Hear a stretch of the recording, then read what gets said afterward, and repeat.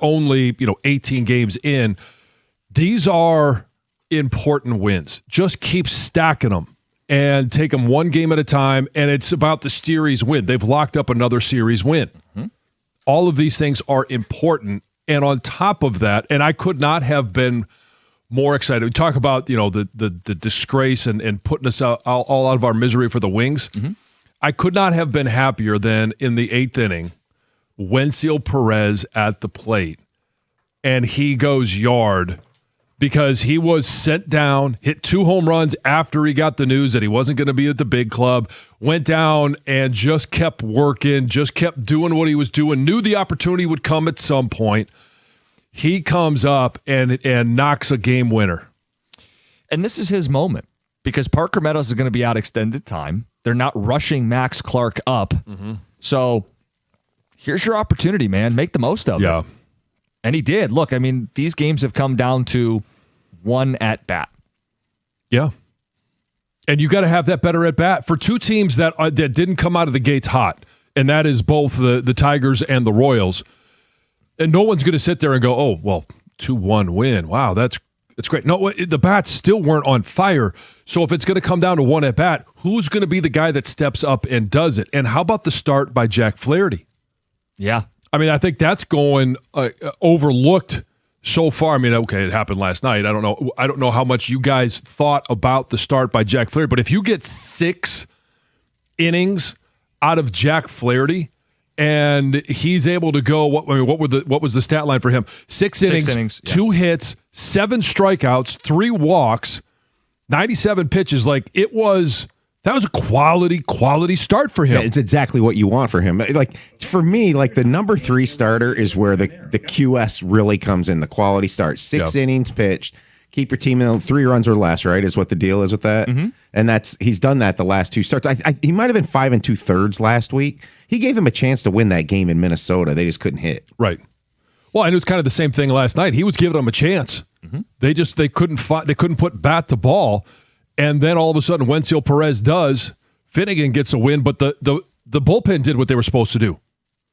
Holton, Finnegan, Kenley Jansen. The back end of this bullpen is supposed to be a strength of this team. So you're seeing it in these tough games, these close nail-biter games.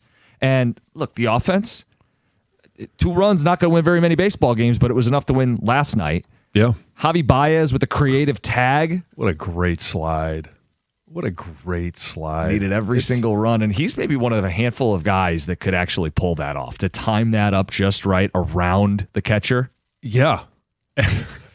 You want to talk about the pitching, by the way? And these stats can violently change this early in the year. Which they have already. The pitching has gone from 22nd after the loss to Minnesota last Thursday to 6th. Right. You want to talk about a violent change. That's a violent change. That's ridiculous. And they've won 5 in a row. Yeah. Suddenly even things back up. Weekend calmed me down, but if you were on the fence at all, I would think taking 2 against a team a lot of people think could win the Central. If it's not you, it's probably them. You take the first 2, chance to sweep them later today at 1 o'clock. Let's get to Dennis. Good morning. You're on 97.1. Hello? Good morning, Dennis. We got you. Hey, good morning, John. Sorry, guys. The thing I noticed in these couple of games is how every time there's a big play about to happen, seems like Kansas City's players have stepped down and the Tigers players have stepped up. Big examples were the hit by Dingler the other night, passed up. Gold Glove third baseman. I watched that highlight 10 times. He got out of the way on a game-winning hit or game-tying hit. Last night, the base runner crashing into McKinstry at third base. You're taught that when you're 8 years old. It's a good call. Big That's a mistakes good like point. that. And even Finnegan to give up what should have been an out that turns into a triple and just stand on the hill and get people out. Mm-hmm. You're talking about being a mentally tough team. Now. Yeah. That's a great point. That's the difference in the games, is the mental toughness between these two Those teams. Those are 2-1 and 1-0 ball games. You have to be tough. Yeah. Dennis, that's a good call. Yeah. Thank you. I appreciate it. Yeah. I mean, it's when you are in a nail biter like that, and it's hard to say a game, 18 games into 162 is a nail biter, but the division games do matter. Mm-hmm. And you're up against a team that you think at the end of the season is the one that you're going to be battling for the division. You've got to be more opportunistic. No one's saying that this is definitive in April, but let's call it what it is. If they had lost these 2 games by a run each with the offense going cold, how does the radio sound today? Right. So instead of being 9-9 and back to 500, you're 7-11, you're still 4 back of 500. And you're 0-2 in the division and you can't hit? Yeah. I mean, it's no one's looking at it going, hey, you're lighting the world on fire. You come out of the weekend against Miami, right? And, okay, the first game, it's a Montero start. He pitches well. You get a 2-0 win. And then you put up 6 and 8 respectively. That gives you more confidence than a couple of 2-1 wins. But the fact that this happened against the Royals and you had the right guys step up at the right time. Montero back on the bump today. Uh-huh. AJ Hinch on the show today. 8:02, we'll check in with the Tiger manager. We'll talk to him about all of this and Kevin McGonagal. Yes. Big-time extension. Oh, wow. I know the news broke. I Carson Anderson. I was on my way to Ann Arbor, and just excitement is what Kevin McGonagal has brought throughout spring training, throughout the start of the season. And now that the Tigers have him locked up, in essence, 9 years. I didn't know that. You told me that this morning. It's 8 years that starts next year. Uh-huh. So it's a 9-year commitment to have Kevin McGonagal wearing the Old English D. They buy out 3 years of free agency, which who the hell knows what shortstops are going to go for 7 years from now. But yes, Kevin is staying, yes, and we're very excited. So 6:35, we'll give you a chance. Speak now or forever hold your peace. If some people think they jumped the gun, we can get into it. But very exciting that Kevin McGonagal is going to be a Detroit Tiger for a very long time. Yeah, and I just want to give a quick shout out right now. Ruby and the Michigan rowing team heading out to California for the Big Ten Invitational. Let's go. Crush it. Good luck. Good luck. Where are they rowing? I think they're in Huntington Beach.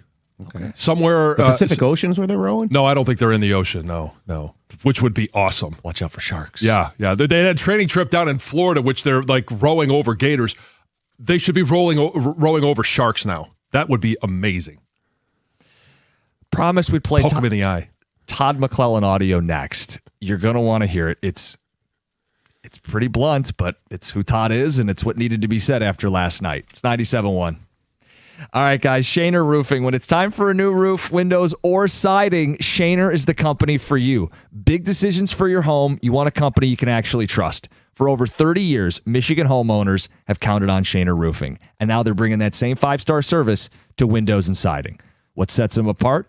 That track record. Local, family-owned company. They treat every customer like a member of their family. And every roof they install, lifetime transferable warranty. And that means something. I mean, other companies can make promises, but if you're not going to be around, what's good's a lifetime warranty? 30-year track record for Shaner, 4.9-star Google rating. That's thousands of happy homeowners. A reputation that's not bought. That's a reputation that you earn.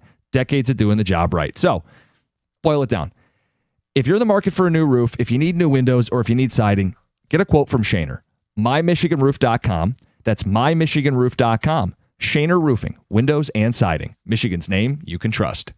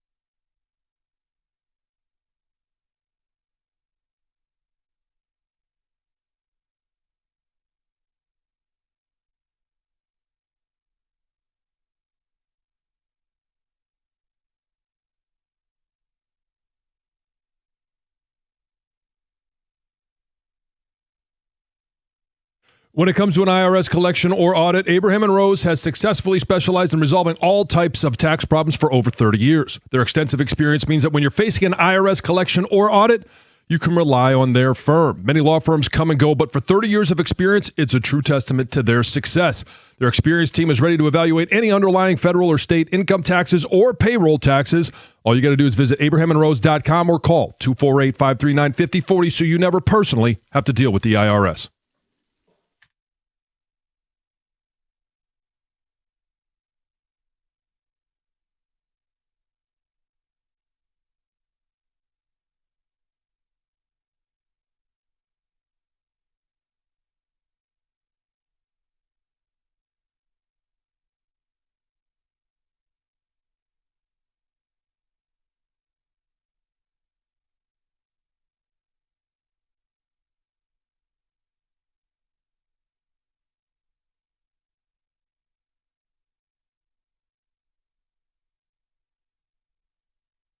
The first of 8 goals for the Florida Panthers last night against the Red Wings.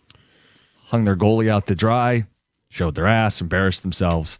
Mm-hmm. Todd McClellan, after the game, what did he have to say?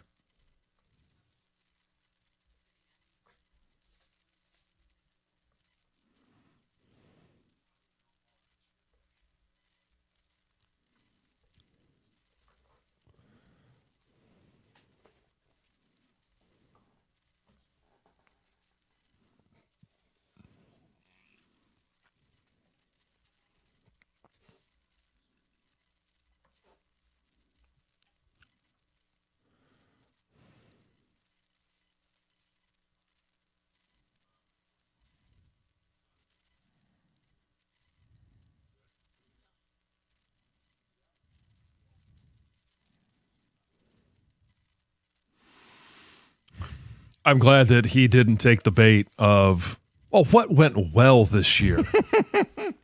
I mean, I understand the question. It's not a bad question, but I could certainly appreciate his answer, and I think a lot of Red Wings fans can as well. Like, we don't want to gloss over how this season ended. We don't want to gloss over any of this stuff, and we're hope that we're not fed a pile of you-know-what when all of the postseason press conferences are held and, oh, well, we had more points than we have. And we, this and that. Well, if we were in the West, like, none of that matters. The fact of the matter is, like, you showed your ass last night. I actually think it was a bad question. And that's, it I happens. don't have I'm any guilty issue of with it the from question. time to time, too. No, the time to ask that is at a postseason press conference, not after an 8-1 game. Yeah, but it gave me the sound that I wanted to hear from Todd McClellan. No, I'm not going there. Yeah. And it's he said a lot without saying a lot. Yeah. Hey, that's a team with championship pedigree, pride. It oozes throughout their organization. It matters to them even if the score is irrelevant. They're going to play hard. What does that say about us? And they'll do more of a debrief when they clean out lockers and everything, but I think he said a lot without saying a lot. Yeah. And I mean, throughout the course of the last 6 weeks, we've heard him be as hard as we've heard a coach on a team in the press, and there was no response. I'm sure he's furious. You could hear it in his voice last night. And part of that is it's the competitor, right? He wants to be in the postseason. He wants the guys that he's coaching to play well. He wants success. But along the way, he also knows if I can't get these guys to play at a certain level, my job, my livelihood, my family, everything that I'm trying to build is also on the line. Yep. For those that want to be painfully reminded, they went 9-20 to close the season. I've said if they were to fire him, it would send the wrong message. At the same time, John, if they don't feel like he can get to these players and get through to these players, do you think this is his last game as the Red Wing head coach? I don't think it is, because I agree with you. It's the wrong message. Like, okay, they had Blashill, who, that's what, 4 or 5 years ago. Not in a position to make any runs or make any jumps. Then they go with, quote unquote, the nice guy in Derek Lalonde. That didn't work. Then they went with the hard ass in Todd McClellan. That's not working. Like, what type of coach, what type of personality are you going to get to coach these guys? When does it become about the guys and not the coach? So I've been speculating because of feel and just watching this team and how they've fallen apart the last few years that they have chemistry and locker room issues. If you don't think they do, last night confirmed it. Yep. We got this text that Jim said he's not going to talk about the Wings until after Steve talks. When you go out and do what you did last night and do a complete no-show, where's the pride? Where's the pride? And, we got an awesome text here. I'm sorry, Jim. I'm just going to say, go for it. Comparing that to how the Lions finished the season in Chicago. And sure, there were a few fans that were upset that they screwed up their draft pick a little bit by winning that game. Or how the Lions won in Green Bay a few years ago when they knew they were eliminated.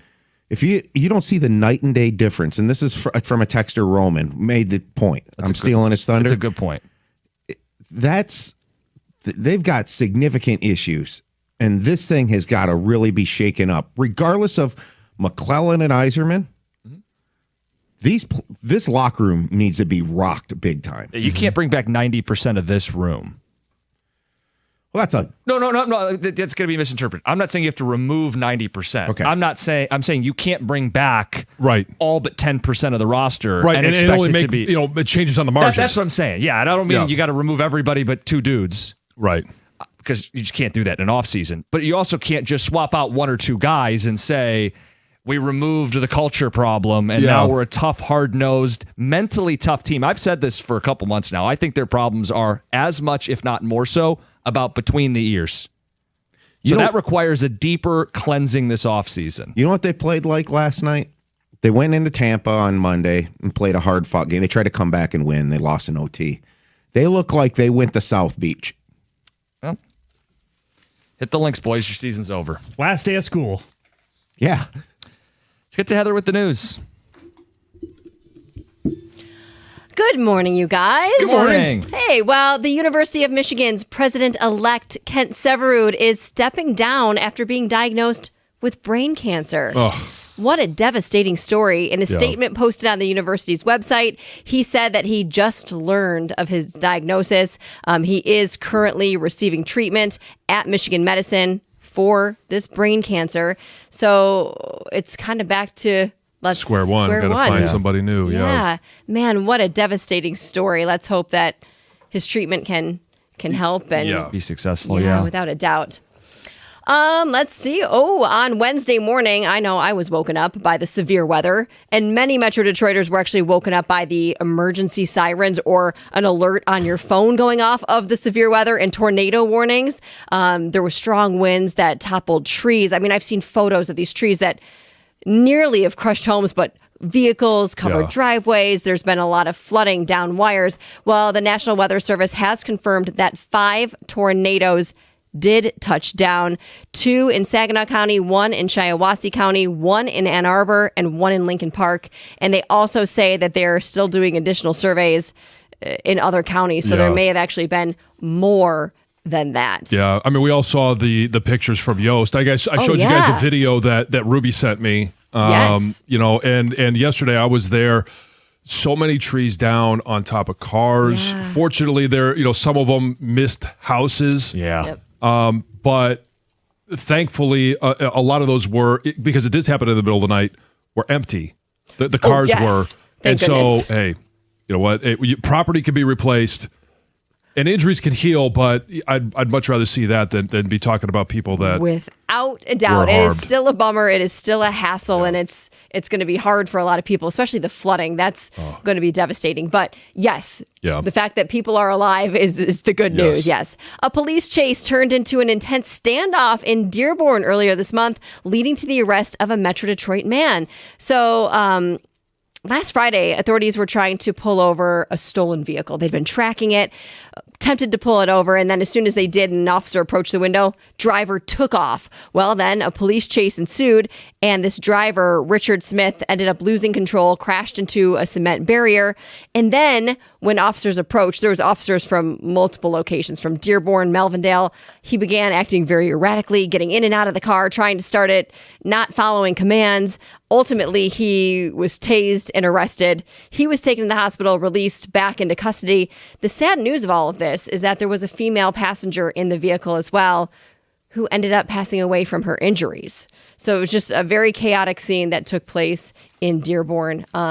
This guy was arraigned on 4 felony charges and being a habitual offender. So he's facing lots of charges.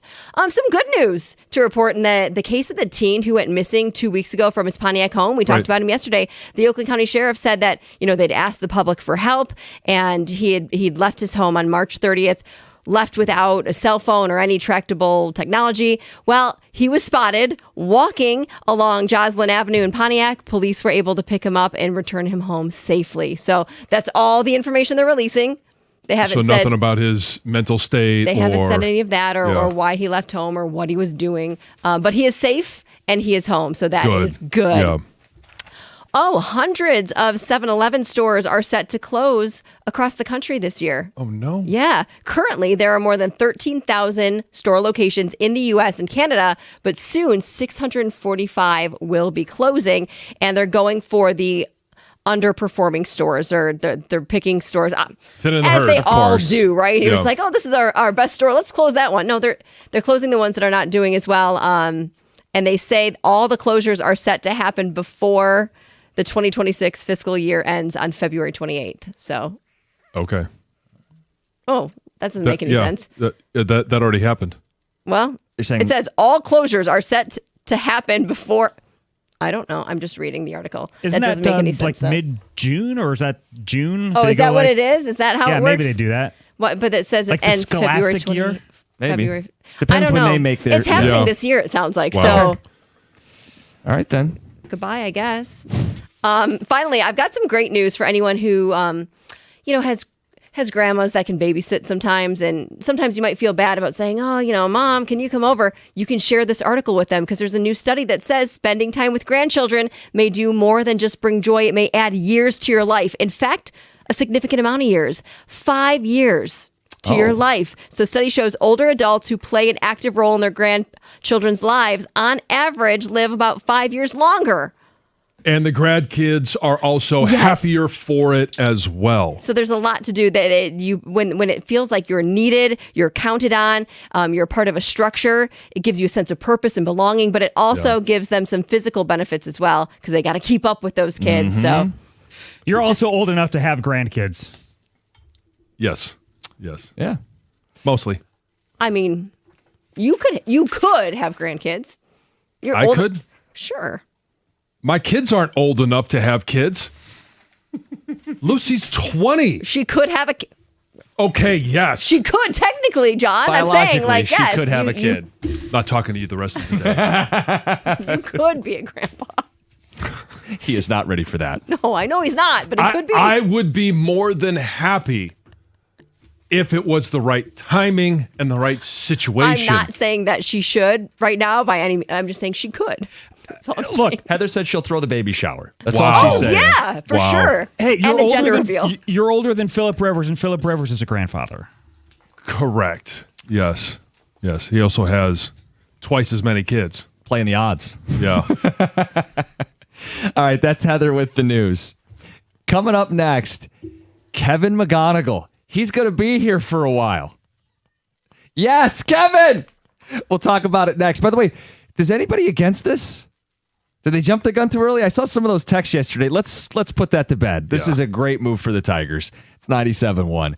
Moran Chevrolet, Michigan's #1 selling Chevy dealer. That's 2 years in a row. Spring is here. Tax refunds are hitting. It's a great time to make sure you get into a new ride. Make your move. Lease a 2026 Equinox starting at $235 a month. That's 24 months with $999 down. Moran makes it easy. Shop online, moranexpress.com, or stop by. You can test drive with them. They're on Gratiot, just north of 15 Mile in Clinton Township. It's Moran Chevrolet, where you always get the best price, period. Chevrolet. Together, let's drive.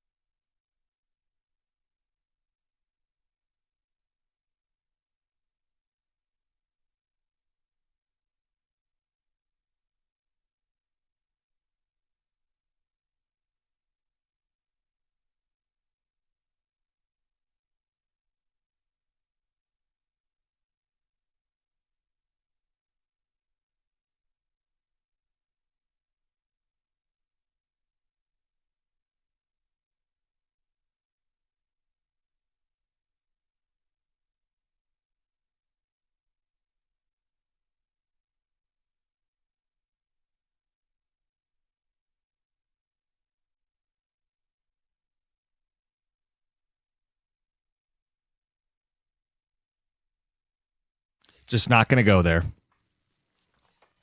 Let's talk Kevin McGonagal. Good morning, 97.1. Jim Costa, John Jansen, Heather Park, Govin Greg behind the glass. Is going to be here for a very long time. Yes, he is.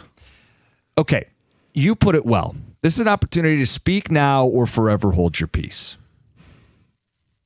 I don't know how there could be any detractors of this move by the Detroit Tigers. It buys you 3 years of free agency.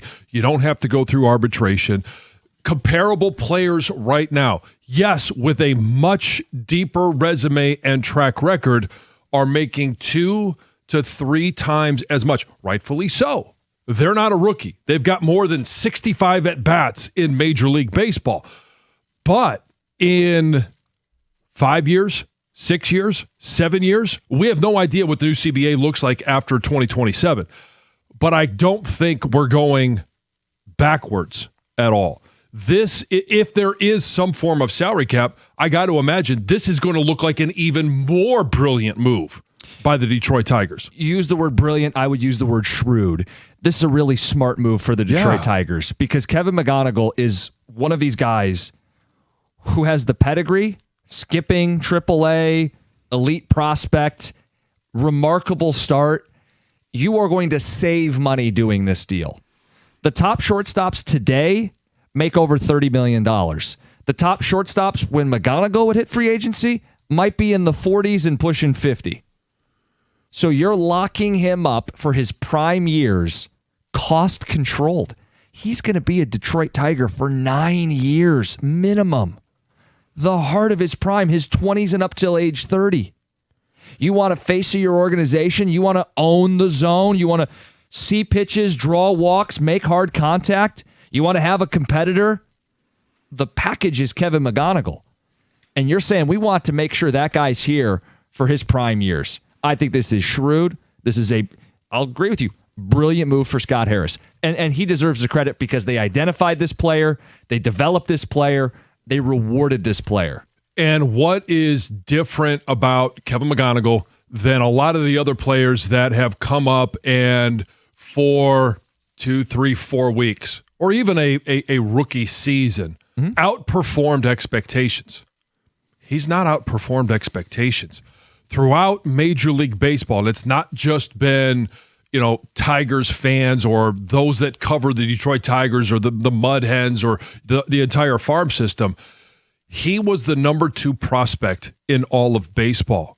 Talking heads, people that dig deep into numbers in regards to baseball prospects, believed that he was going to be a really good baseball player when he got to Major League Baseball. He has followed through on that. So it's not like a guy has, hits a home run at his first at bat and, is batting 400 through 2 weeks. And you're like, well, where did this guy come from? Who is this guy? Yeah, because one of the comparisons I saw yesterday from the detractors, and there aren't many, but there are some. What if he's Chris Shelton? Okay, right. Well, who was Chris Shelton? Thank you. And who predicted that he was going to have a stellar Major League Baseball career? Exactly. Right? No one. And what did he do? He returned to what people thought he was going to be. Did they jump the gun? I don't think so. I don't have any hesitations or doubts. The only argument I saw that could you could possibly make would be, well, he's only had 65 at-bats. Why don't you wait till he's got 100 at-bats? Why don't you wait till he's, till June or July? Yeah, why don't I wait till he's won made an All-Star game and won a Silver Slugger and right? Well, I'm not even talking to the up. end of the year. It's like, hey, why don't you wait until we're talking about Riley Green, Spencer Torkelson, like all these guys. Like the reason they didn't is because he wasn't drafted 1-1. Yeah. But throughout his time in minor league baseball, the way that he was projecting was that he was going to be exactly what we've seen so far. Right. What I was saying is if you wait and he does what he's supposed to do, you will pay through the nose. Right. The price tag only goes higher. So that's why you do this now. I want people to understand the business of baseball here. If Kevin McGonagal played the long game and said, I'm not signing this deal, I'm going to stack season after season after season. He could make $500 million.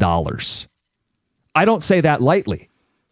He is trading that away for security, and the Tigers are getting a team-friendly agreement for a player who should be the face of the franchise for a decade. Right. There's risk on both sides. Yeah. And the risk for Kevin McGonagal is he's going to be underpaid for, the final 5 years of his contract? Probably, yeah. The risk for the Tigers is he is a flash in the pan. Mm-hmm. All right. Which I don't think is going to happen. And when you talk about, we're talking about this being such a great deal for the Detroit Tigers, why would Kevin McGonagal agree to this? He agrees to it because he's going to make $150 million and he's got money in his pocket. He's got security. He's got all of those different things. Now, at 21 years old, instead of playing the long game and going through arbitration and doing all of those things to eventually get to, and he doesn't even know, no one knows, what this looks like after 2027. Yeah, and now he has that security going into a potential work stoppage lockout situation, and he will still have another chance to hit the open market at age 30 and potentially recoup some of the money. So it made sense for him to get the security today because you can't be a free agent for 6 years. So you don't get to test the open market for 6 years. Someone's going to throw you $150 to $160 million with incentives and bonuses. And if you ever do get traded, you're getting $5 million a pop. That's also in there too. You take care of yourself. You look out for yourself, and you can get your second, even bigger payday if you deliver. Yeah, this made sense for everybody. 248-539-9797. And I do think Scott Harris deserves his flowers on this. Yeah. You know, like at every level, his fingerprints are all over this. And yesterday, he was very complimentary of McGonagal and wanted to make it about McGonagal, and his family's there and his teammates are there, and it should have been about Kevin McGonagal. But I got to tell you, it was every bit as much about Scott Harris, too. I agree. I mean, it's a great move by him. We've seen it with Colt Keith. But those aren't really comparable. Well, there's not comparable because you're talking about, $35 million versus $150 million. Yes. But they did lock him up as well, and we're starting to see the fruits of that. Not that he had horrific 1 or 2, his first 2 years, but we're starting to see his path is more the normal path. Kevin McGonagal is on a different path. Put it to you this way. We think Javi Baez overpaid, bad contract, right? Yes. Even if he's endeared himself in different ways over the last year. Bad contract, yeah? Yes. His contract pays him over $20 million a season. McGonagal's average is 18.5 for this deal. Mm-hmm. Think about it. I get Kevin McGonagal for less than what Javi costs for 9 years. Who's bitching about that deal? Let's get to the phones. Ken, you're on 97.1. Yeah, apparently a lot of people are bitching about that deal. Hey, guys, like the show. Go Blue. Go Blue. First of all, nothing to do. Kevin, as far as Kevin, great for him, right? Cash in when you can. Exactly, right?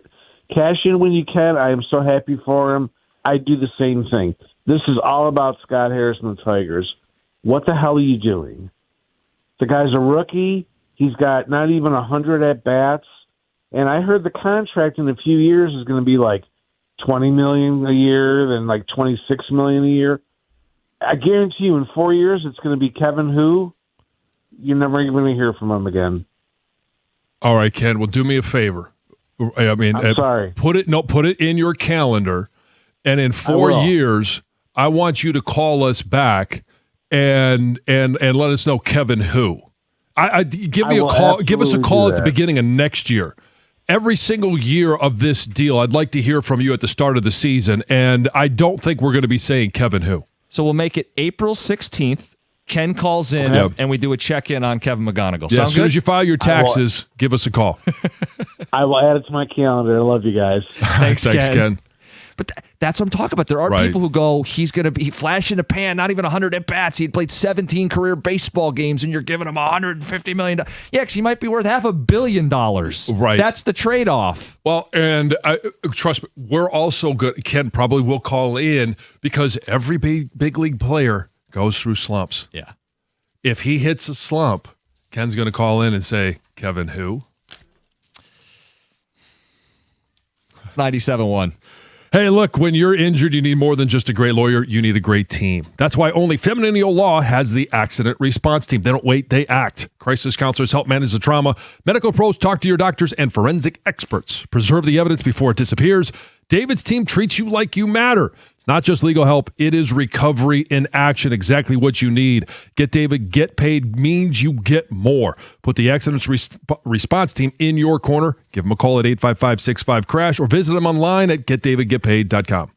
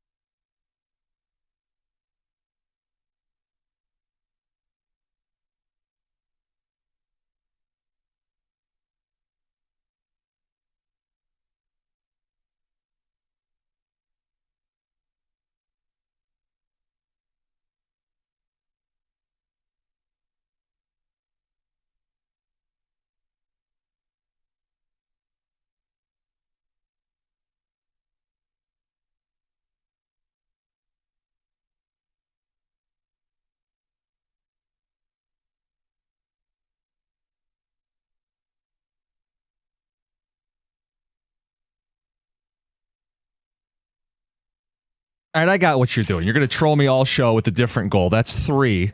We got 5 more to go. I'm going to be a mature person and not take the bait. Keep the show on track. I am absolutely loving it, Greg. We're running a Jamie special today. Yeah, I tell you what, this is like when the shot that we take when everybody says, "Hey, great question." This is a great job by you. I only have to endure 5 more. And then we can start all over. Take us right to the end of the show. Our beer. No, we got to play the Wenzel home run at some point today. Yes, thank you. Hopefully before we have AJ on. Yeah, intro to AJ. AJ at 8:02 today. Plenty of Tiger baseball to discuss. The Kevin McGonagal deal. Is anybody against this? We just took a call from Ken who said he's going to remind us yearly that Kevin who wasn't worth this. And I will gladly take that call every year. And then we will talk about a player that currently is, and we're at 18 games in? Yeah. And he's currently a 1.2 WAR player. He's the best player on the team. Yeah. Position player, certainly. Right, yeah, yes. And with the idea that Skubal's gone after this year, he will be the best player on the Tigers for a number of years. They bought out arbitration and 3 years of free agency. For a player who they feel like is going to be a star. They saved hundreds of millions of dollars if they're right. Oh, no, I'm selfishly looking at this. They saved us from, what are the Tigers doing? Is Kevin McGonagal going to be here? Why did they lowball him in arbitration? Are they going to win arbitration? Are they going to lose arbitration? Like, okay, well, they saved all of that. A texter points out you did it before he hires Boris. Yeah. Guys, every year Ken should be reminded there are 3 certainties in life. Death, taxes, and you can pencil in McGonagal to hit 300. Yeah, you got to wait till he wins a batting title, couple Silver Sluggers, couple All-Star games, and then come to him and say, will you sign for a discount? Yeah. I will applaud Scott Harris for this, too. There is risk, right, that this doesn't work out, but he's putting his name on this. This is a guy he drafted, they developed, he's paying. He's saying, I am putting the full faith of the organization. We're going to make a 9-year commitment to this guy. He got chesty yesterday. Well, and think about it, though. How often have the Tigers as an organization made commitments of 8+ years? Is Cabrera Tom, you're better on the history stuff here. Cabrera's one that immediately comes to mind. Right. How many other commitments have the Tigers made to players of 8+ years? You know, top of my head, I don't remember the Verlander commitment initially, but I think there was a pretty strong one there. I think it was 5 years. Right. So this is not that it's unprecedented. We're going to see more of this. Connor Griffin's doing this. But for the Tigers to show a level of confidence they rarely show in a player, that's Scott Harris saying, I'm betting on our process, our people. I got one of my guys. This is the face of our franchise, and I'm willing to rubber stamp it 17 games into his career. They gave Higgy 4 years. All right, sorry. You get my point. I know. Text 248-539-9797 says the price tag would only go up. On the other side, McGonagal will probably get by just fine with only $150 million. Yeah. Good for both sides. It's not just security, it's the opportunity cost. He wouldn't get paid significant money for 5 years. Having millions lets you invest and compound that money. Yeah. Yeah, if he's smart with it, it's going to be great. Even if he's not smart with it, it's going to be great. He's got $150 million. Speaking of the long game, my takes are off in the long game because I've been saying for 2 years that Scott Harris will eventually be recognized as a top 5 GM in all of baseball. I've been on board with that. I do like Scott Harris a lot and what he's doing, and I think what he's doing is financially responsible for the market that he's in. Mm-hmm. It's been a hard sell. The Rodriguez thing in the first year at the deadline was a debacle. It was a debacle, but one that he inherited. Yeah, but I think he would admit he messed that up if he was at the deadline, having truth serum, and stuff. But I do believe that the Tigers are in very good hands going forward. I do too. Does this take away a strike? Sure, John. We haven't brought up the strikes in a long time. But that's telling, right, that we haven't. Yeah, like, if you draft, develop, promote, you look this good, and you secure them at below market rate. Yeah. I mean, did you just load up the count? Did you take a walk over to first base? Like, yeah, I mean, you really undo some of the early warts when you organizationally structure something like this. But I also am willing to accept that some of those warts, some of those strikes that you handed out were bound to happen because he inherited a situation where, okay, did he handle the Erod situation perfectly? No. But he inherited that contract and those no trade clauses and all of those things along with it. He inherited a farm system that was woeful. At the same time, I'll stand by the strikes that were handed out at the time they were handed out. I mean, yeah, but I think inherently some of those were going to happen. Sure, and I'm not trying to turn this into like ripping Scott Harris because I want to give him credit. But when you say I'm not going to block Jace Young, you were wrong. Right. Yeah. Yeah. Chapman or Bregman would have been a boost for this baseball team. This is the first of the Scott Harris guys. Yes. And you can see, we made this point very early in the year, but again, the plate discipline that McGonagal has is noticeably different from the guys that were in the system already, and he inherited, using John's word, with Torque, Carp, and Green. You are seeing Green having better plate discipline this year. This team, I think, is right on the edge of potentially starting to take off and realize the potential we thought they had. The pitching has come together. They've gone from 22nd to 6th in a matter of a week, and they just need the core of their lineup to snap out of it. I think Green is slowly snapping out. I think Carpenter will be fine, but Torque has got to come on here a little bit. I mean, they've already bumped them down in the lineup. But I tell you, McGonagal already looks like a missing piece. Something they did not have a year ago. Table setter, more walks than strikeouts. Good approach at the plate to where you get pitches to do damage with, and then you hit them very hard. He's the missing ingredient for what this lineup needs. And you need more guys like him. You can't win with one ball player, but he makes a difference for this team.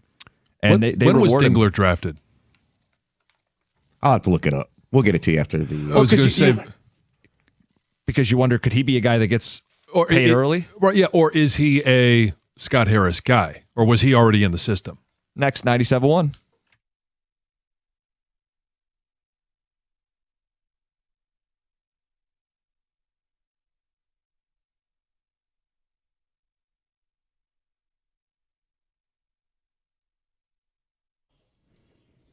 Brought to you by Northville Lumber. Tigers won their 5th straight game last night with a 2-1 win over the Royals thanks to some late-game heroics again. The game was tied 1-1 entering the 8th inning as Wenzel Perez stepped to the plate. He was previously 0 for 10 this season until he belted his first hit of the year over the right field wall for a solo home run to give the Tigers a 2-1 lead. Kenley Jansen would hang on for the save in the 9th inning, even though the tying run was just 90 feet away. The series concludes today at 1:10 p.m., and perhaps the only solace in an 8-1 season finale loss last night for the Red Wings was that Todd McClellan shares the frustrations the fans feel.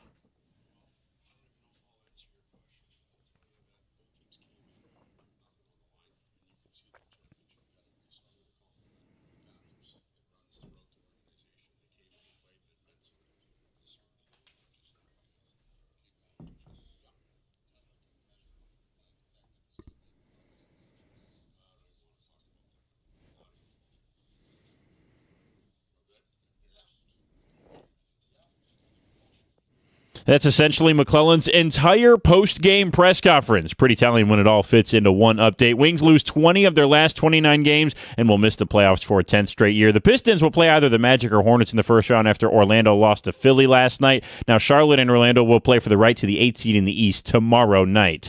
At the Corwell Health Sports Desk, I'm Brendan Shabath. For more, go to 97.1 The Ticket or Odyssey.com.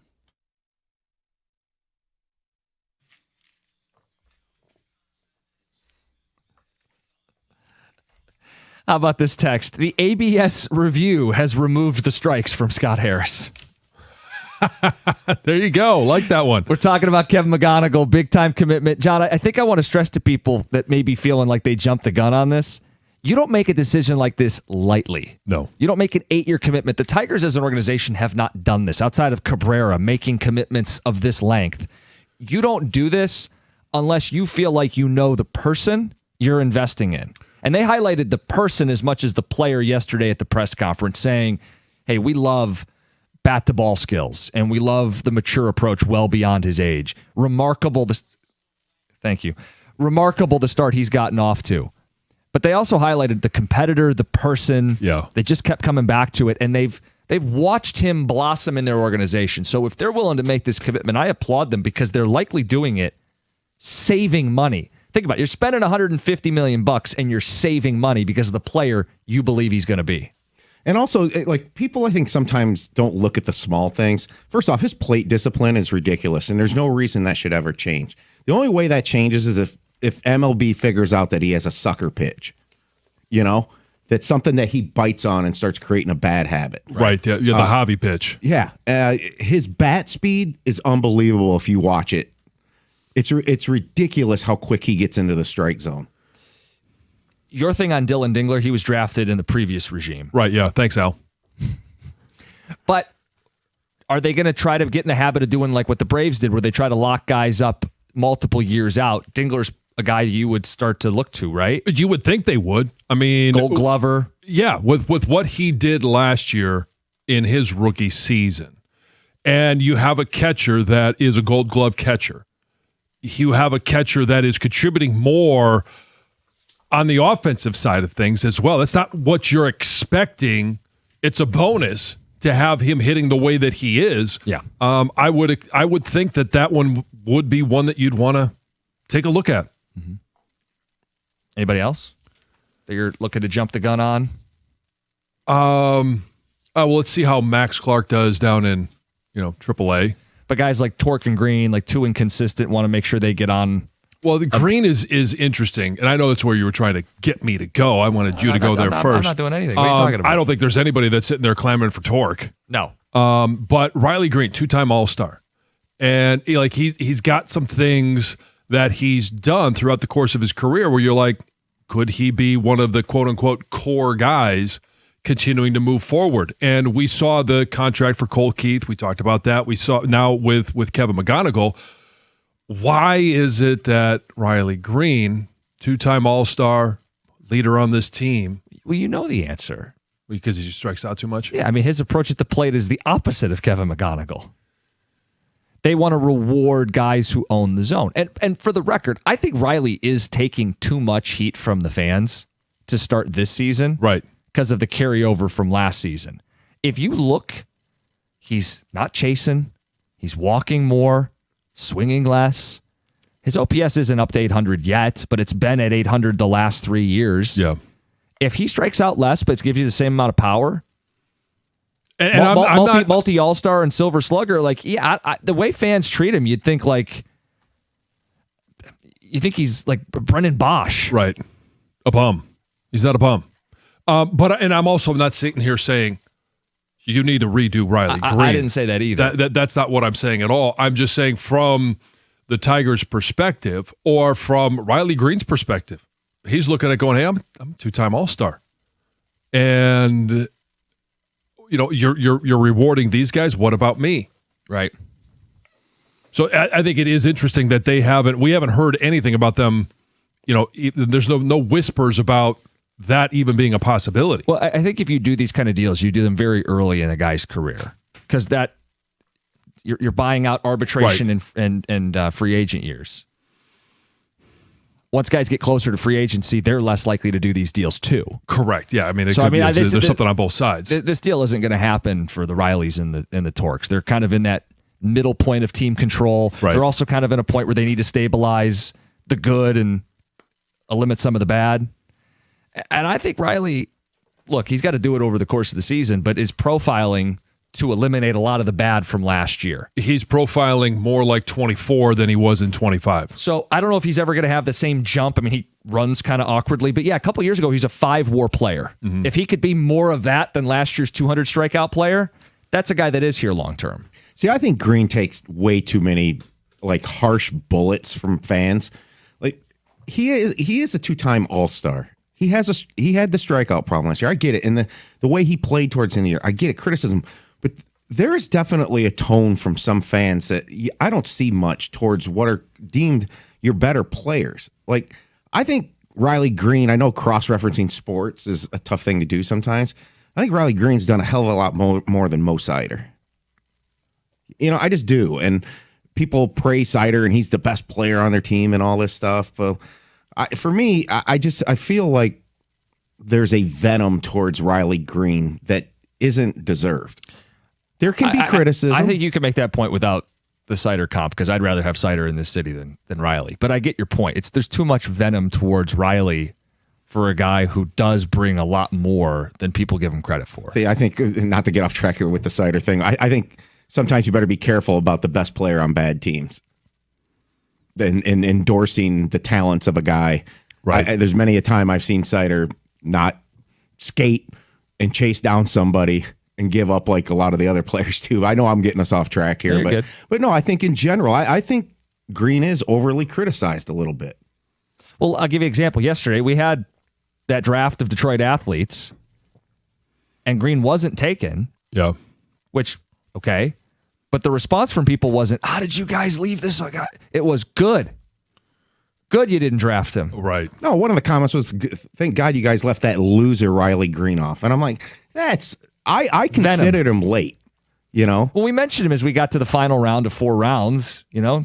Not one of the 10 best guys, but maybe one of the 15 to 20. Right. And I don't want to be taking shots at Greg. I would have taken Riley Green over Kerry Carpenter because Kerry Carpenter, while he's had bigger moments, we still only see him half the time. And at the end of the year, we only saw Riley Green about half the time as well. But he's proven that he can hit lefties. Well, I just find it funny that, and Dylan Dingler's a really good Tiger. I think Riley Green's a better Tiger. And people praise Dingler. I really do. A 36 home run guy. Last year, Dingler was the better player. Was he? And Dingler has started out better this year. Yeah. Last year, Dingler was a 3-WAR player, won a Gold Glove, and hits well for a catcher. Yeah. Well, hits well, period, but especially for a catcher. Right. Got text coming in, 248-539-9797. We got McGonagal deal is actually the Tigers being cheap. They're spending $20 million a year to save the potential $40 million a year in the future. That's Eric at work. I mean, that's a weird. I don't see him as being cheap. I see him as like the word that you said, frugal. No, I said shrewd. Shrewd, opportunistic. Yeah. I think it's shrewd. I mean, if you have the choice to lock a guy up at a better deal today versus wait till tomorrow and pay twice as much. Hey, buy a car today at a discount or wait 2 years and pay more. What are you going to do? Pay full price. Are you cheap or are you shrewd? Right. And they're not cheap because they're paying him a hell of a lot more than they had to. If they were cheap, they would have rode this all the way through the 6 years. They would have taken him to arbitration. They would have gone through every single battle that they could possibly win. Fans have been calling for Scott Harris to be bold and take risks. It might be a risk to sign Kevin for that long, but you have to take him. Well, it was bold first, skipping AAA, like going from AA to the major league club.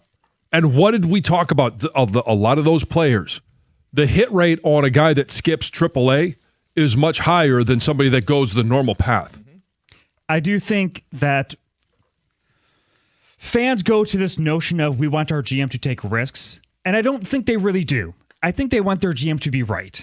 Right. They want it. Yeah. They want all those risks to be right. Correct. Because when the risks goes against them, that's a strike. Then it's complaining, why did we draft this guy? He had this issue, he had this deficiency in the game, etc. Right. It's a great way to put it, Greg. Tex says, be honest, Cookies. If there was a salary cap, you'd hate this move like you'd hate extending Gibbs. It's only likable because there's no cap in baseball. What if the tread wears off? Apples to oranges for a couple reasons. Not just the salary cap. The running back position is the definition of the tread runs faster off the tire. Right. A baseball player that you're paying only until he's 30, as opposed to a running back that you'd be paying after another 1,000 touches. That is such an apples to oranges, even taking out the salary cap component. Maybe the better comparison would be if they did this with Dylan Dingler. Like, what is the injury rate of a catcher? Sure. Does his legs wear out? Yes. Before you realize the benefit of the savings that you could possibly have. And let's call it what it is, too. Did we complain about paying Penei Sewell? No. Amon-Ra St. Brown? No. Right. Hutch? Right. Yeah. It's just, not to go down the Lions rabbit hole, there's way more at work there. Yeah. The McGonagal thing is different.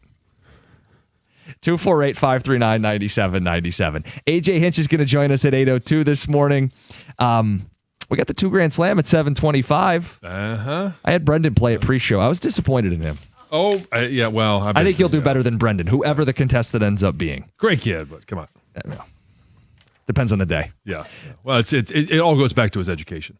I would expect, I don't know, maybe Heather's C-, glaring at you. C-, D+. Hey, Type of performance. maybe for him. We'll ask him his GPA later in the show. Different era at state. Much different era. Much different era. The youth now, they just don't get it. We'll get 2 Grand Slam at 7:25. Dear John at 7:35. It's 97.1. Hey, if you're thinking about a new truck this month, the Ram truck should be right there at the top of the list. And I've seen the Ram side by side with the competition. I've driven a Ram, and the Ram truck deals at your Metro Detroit Ram dealer this month are exceptional. For power, really not much of a competition here. You could choose from Ram's award-winning Pentastar V6 or Ram's legendary 5.7 Hemi V8. And for the competition, why would you trust a full-size pickup at any price with only a 4-cylinder engine? I don't even know what you're going to do with that in a full-size pickup. The full-size Ram 1500 is built right here in Sterling Heights. For comfort and easy-to-use technology, nothing beats a Ram. Ram has a 5-link coil suspension. All it's going to take is one test drive, and you're going to feel how much smoother a Ram is.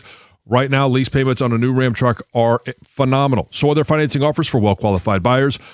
All you got to do is pull into any Ram dealer today, sit in one, start one, and you're going to hear and feel the difference.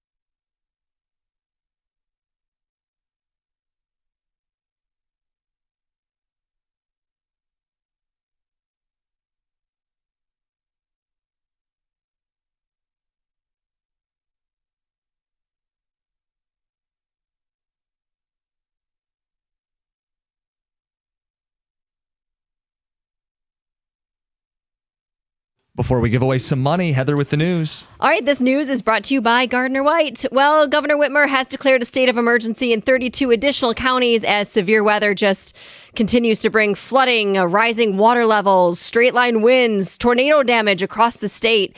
The National Weather Service has confirmed that 5 tornadoes touched down across the state this week. There maybe more as they continue to monitor situations. But there were 2 tornadoes that touched down in Washtenaw and Wayne County. And we've discussed like what you saw happen at Yost Ice Arena.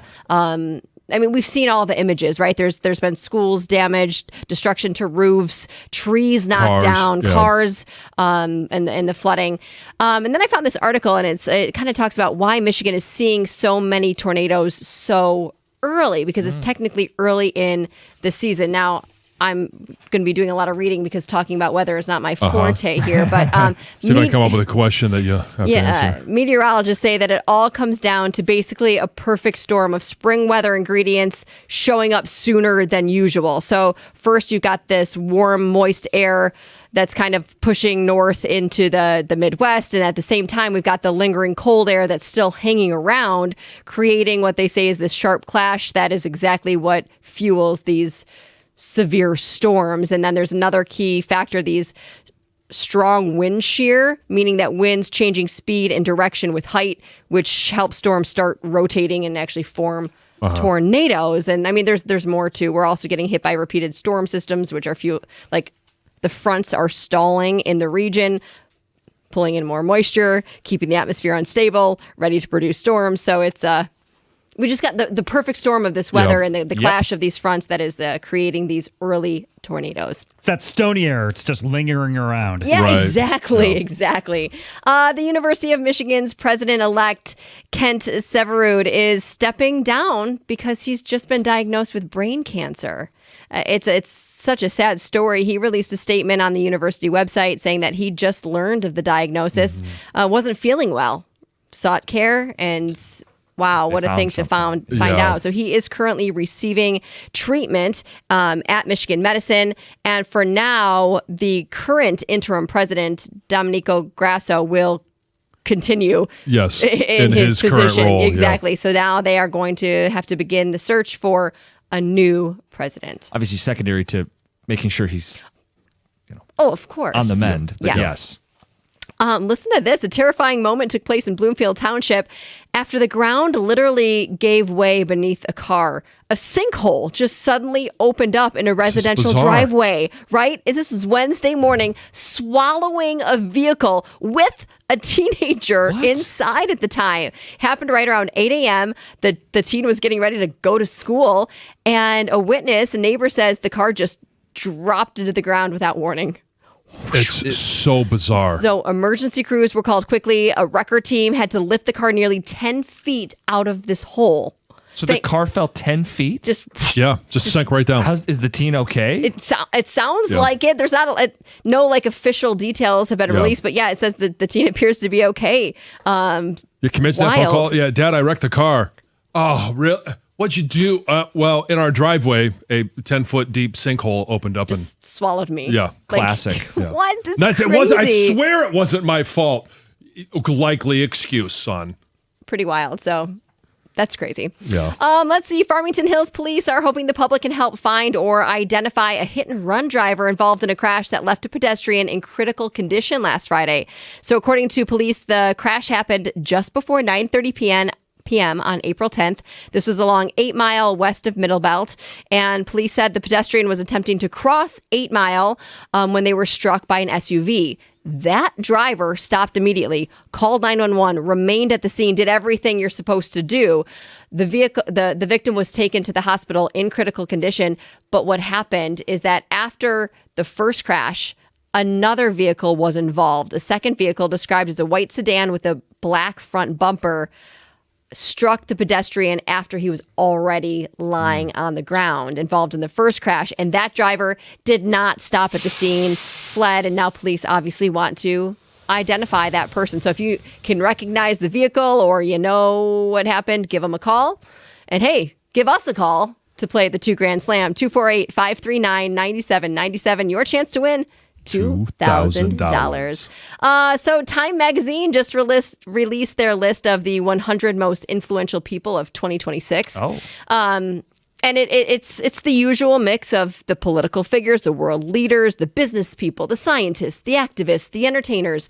Obviously, I'm not going to go through all 100. Right. Is there a surprise? Any surprises? No, I mean, they're all, because did the Costa and Jansen with Heather show land at you know what? I didn't 99? look at Do they rank them, or are they just a list of people? So they organize them by categories, like artists, pioneers, titans, icons. So there's Luke Combs is one of them. He's actually going to be on one of the covers. There's going to be 4 covers of this particular issue. Ben Stiller, Hilary Duff, Pope Leo XIV. Pretty much you name somebody, they're probably on this list. Yeah. Like popular actors or actresses on the list. got some Olympians. I'm looking Alyssa through Liu, it. Yeah. Chloe Kim. They made the list. Lots and lots of people. Zoe Saldana will be on one of the covers as well. Nikki Glazer will be on one of the covers. You can go online and check it That's all cool. out. Yeah, The Pope. they do it every year. Yeah. Yeah, I'm sorry. I'm just scrolling through all the people. Yeah. All right, let's get 2 Grand Slam.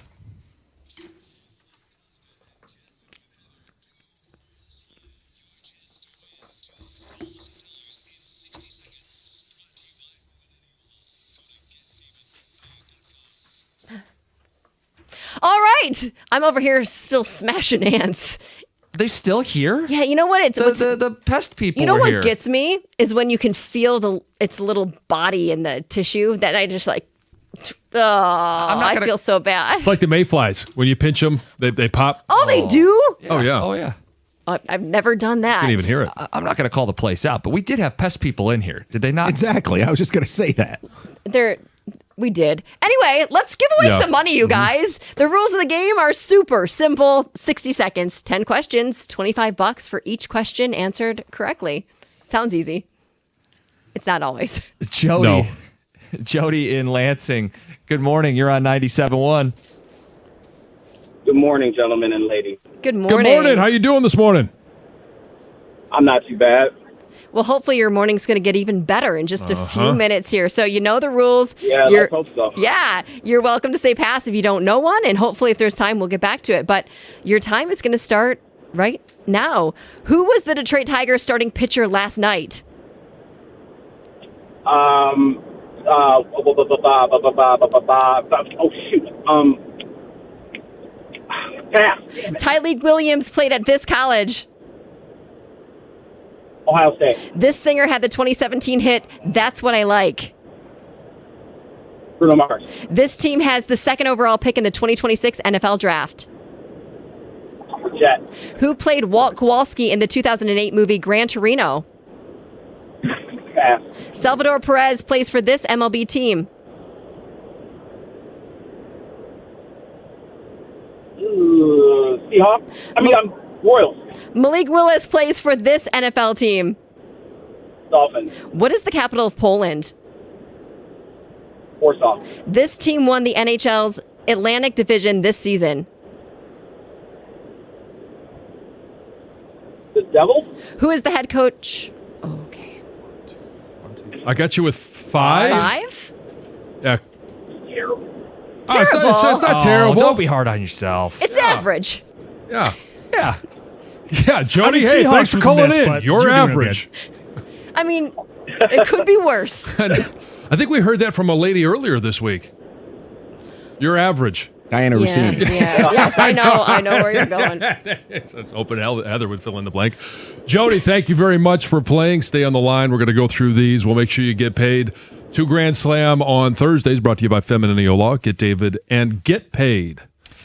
Who was the Tiger starting pitcher last night? I thought he was going to sing a song. It was going into a little rhythm.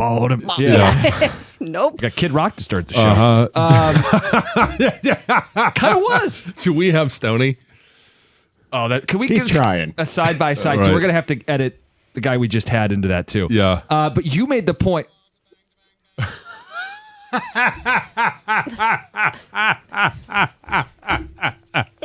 And just as a little teaser, too, if you want a little more Stoney will be in tomorrow because Jim's going to stay in the Mickey room. Yeah.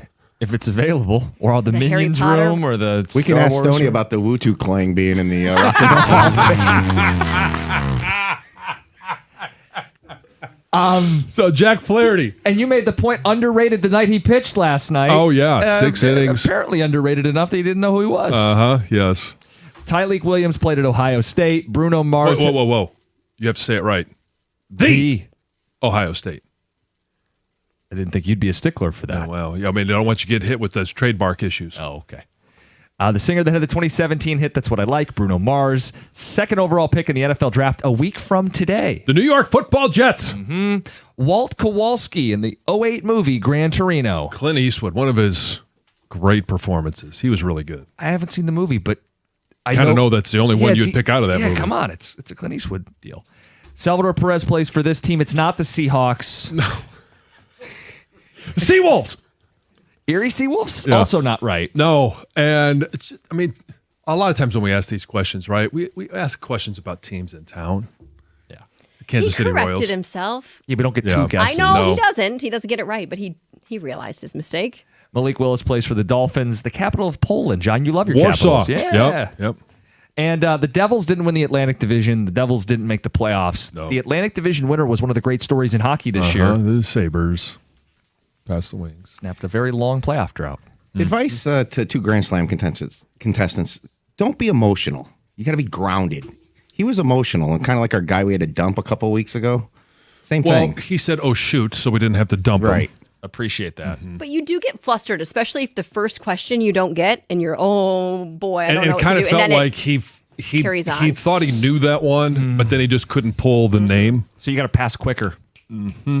It's like he would have got to the 10th one, and maybe that's number 6. In Star Wars, when they said they were trying to blow up the Death Star, you got to stay on target. That went over your head. I wonder if there's a Death Star in the Star Wars room. Wow. Wouldn't that be cool? Do you want me to like video? I mean, if people are already there, I'm not going to like get in their business, but I could do like this is an Instagram moment for you. Oh. Instagram Live. Oh, God. We want the tour. Your next chance to win the 2 Grand Slam next week. We do it on Tuesdays and Thursdays at 7:25. A little teaser for Dear John. Yeah. Grad parties, cupcakes, and my wife driving. Ooh, cupcakes. Big fan. Of course, he focuses on the food. Advice from John next. It's 97.1. All right, with Moran Chevrolet, it's truck month, and that means Michigan's #1 selling Chevy dealer 2 years in a row has deals for you. Moran Chevrolet, with spring here, tax refunds hitting, now's a great time to make your move. Lease the 2026 Silverado, that's the 4x4 crew cab with the V8 engine for $249 a month, 24 months. Great deal, $999 down. Shop online anytime, MoranExpress.com, or stop by. They're on Gratiot, just north of 15 Mile in Clinton Township. It's Moran Chevrolet, where you always get the best price, period. Chevrolet, together, let's drive.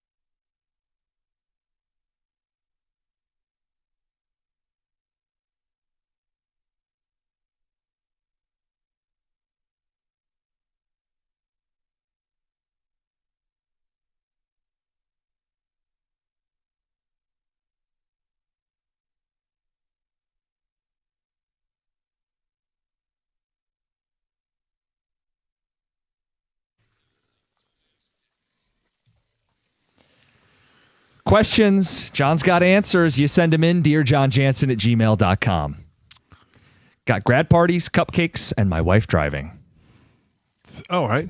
I mean, I've had grad parties, a couple of them recently, have a couple more on the horizon.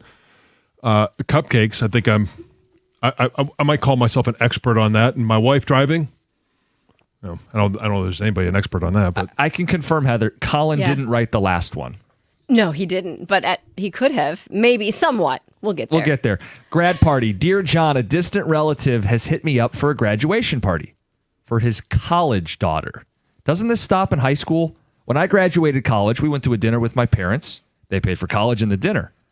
Not only am I not going, I think this is ridiculous. Shouldn't this be a private family immediate affair? Your thoughts. Have a good day. Signed, Old Man Yelling at the Sea. Well, I'm glad you labeled yourself that because it's kind of what it sounds like. I am curious. You said it's a friend got an invite. Distant relative hit me up. Oh, distant relative. So you're... It's like a cousin or something? I would think if you're getting this invitation, distant relative... I mean, if you're cousins, you can still get married in Florida, right? How does she... John? Anyway, distant relative, if you're going to get this one, I'm guessing that you are also someone that socializes with this individual. You don't have to go. There's no responsibility to go. College grad parties are more of dinner-ish. Yeah. So go and have the dinner. And celebrate. I think there should be graduation parties more so for graduating college than they are for high school. High school seems to be the minimum standard. Hey, a lot of people, vast majority of people graduate from high school. Not everyone, but a lot of people do. I think there is more of a reason to celebrate graduating college than there is high school. If you don't want to go, don't go. But if you go, I also don't think this is hey, you got to bring $50, $100. This is not a gift bringing event. This is just show up, meet, have a good time with the family. Hopefully this is on dad. If this is going to be at a restaurant or something, go get yourself a free meal. Sure. I wish there was more college grad parties. I do too. I mean, I understand the high school. I mean, it is a big accomplishment, but I think for high school, you're preparing the kid for the next phase of their life. Right. So you supply them with the towels and all the things they're going to need to be independent. So I get the point of a graduation party from high school, but it'd be fun to do a college grad party because it is such a huge accomplishment. Right. But mine was just dinner with family, and Yeah. I graduated, went to a really nice dinner with my family, and then that was it. That was it. Same for me. Yeah, I don't even think we did dinner. I think it was a phone call. Hey, Mom, Dad, I graduated. They didn't come to see you walk across the stage? I didn't walk. Oh. You didn't? I was getting ready for the combine. Well, that's Related. why. I graduated in December, and so it wasn't. I didn't go back for the big graduation that everybody has in the spring. So, well, that's why. Because I think if you would have done that, they would have been right there. after. Yeah. Let's go out. I would encourage my kids. I kind of miss the fact that I didn't walk and have that experience because I've spoken at a number of these graduations. I think it's really cool. So when it comes up to them, I'll tell them, hey, I didn't, but I think you should. Yeah, definitely. This one was funny to me. Dear John, my neighbor makes and sells cupcakes as a side hustle. I stopped over to buy 4, which would have cost $14. I had cash in my pocket. I took out a 20 and set it on the counter and put the rest back in my pocket. When she came over, I mistakenly gave her what was in my pocket, which could have been $60 to $80. She lightly protested. I waved it off, thinking a $6 tip was nice. I went back in the house and saw I still had my 20, realized what I had done. Do I tell her what I did? Do I let her keep it? My main concern is she doesn't think I'm a weirdo paying $78 for 4 cupcakes. Signed, not good with details. Well, I think mistakes happen. And go back and say, hey, I'm sorry. I didn't mean to. I was handing you a 20. I wanted to give you the $6 tip. And you approach it that way. No, you got to eat it. You screwed up. It's your mistake. You told her she can keep it. You got that. That's the shame. You screwed up. You got to eat it. The cupcakes and the money. So, no, hold on a second here. Let's go back to the beginning of this story. You said it is a friend, A neighbor that does this on the side. Yeah.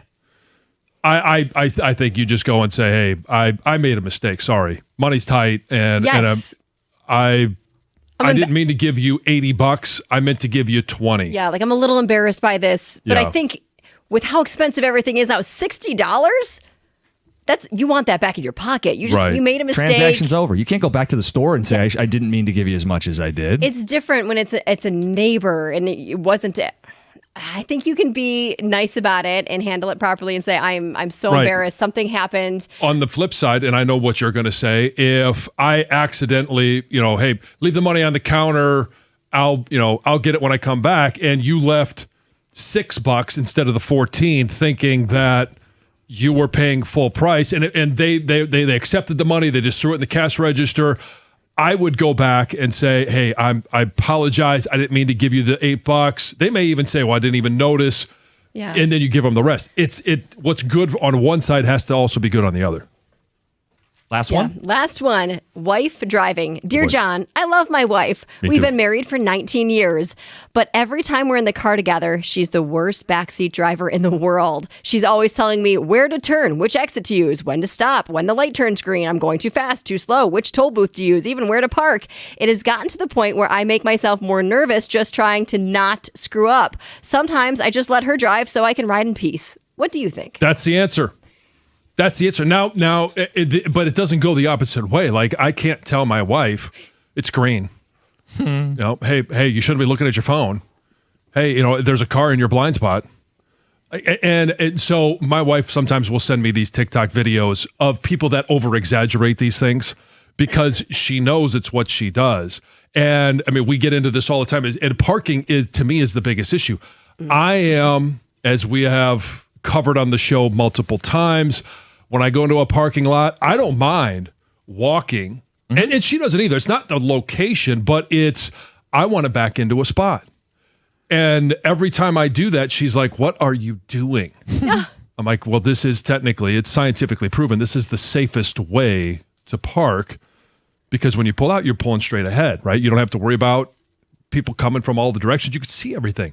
And she hates the extra time that it takes. And then if I park next to someone and she has to get out next to someone, especially if there's someone, did you not see somebody in that car? You want me to get out right next to him? I'm like, okay, I didn't realize that detail. Would you like to drive next time? For me, it's the last minute braking where I'm like, I grab onto like the handrail when Colin drives. Oh my gosh, she waits last second to brake all the time. I'm on the verge of death every time I ride with him, and I'm just. Have you died? No. Okay. But I'm on the verge. I mean, yeah, you're on the verge. Okay. The verge.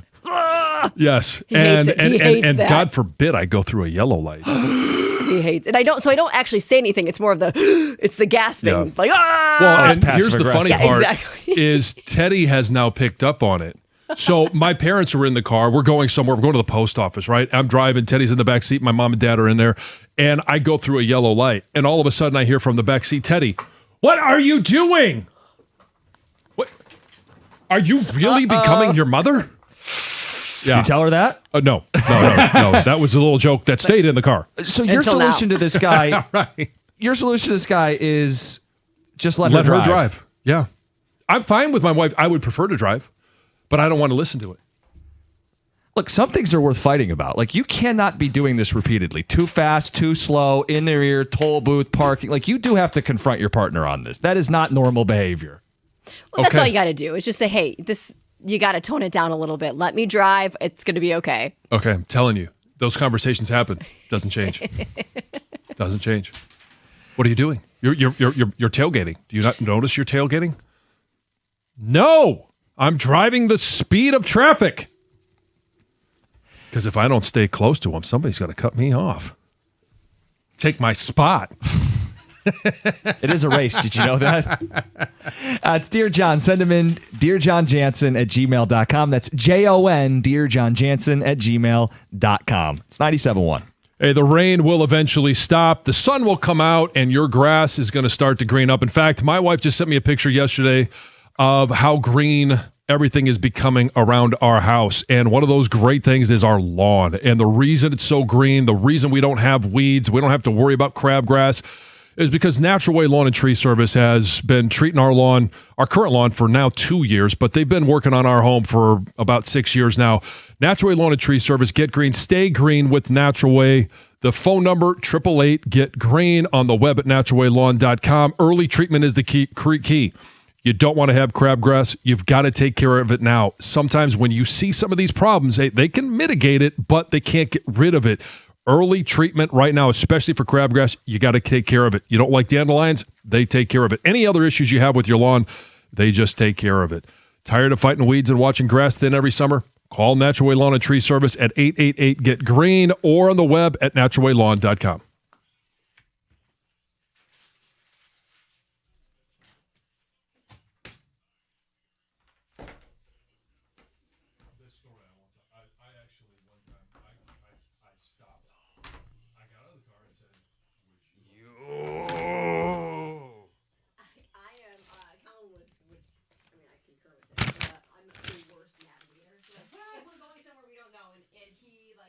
I'm the one that put it in my GPS or something. We're not using the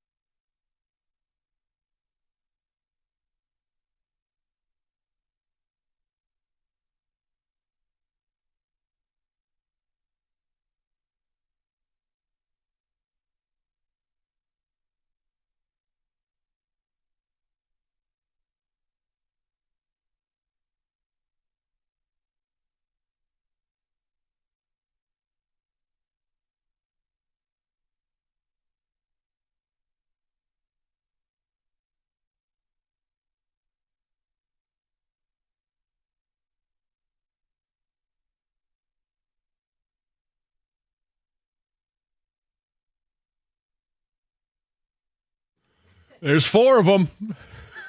Only 4 more to go. Look, I'm like living the game for the first time. I made the right call. Didn't give it an ounce of my attention last night. So we don't do the audio coming back from the top of the hour. So we've done 4. This is going to take us all the way into the 9 o'clock hour. To get to all the goals the Wings gave up last night?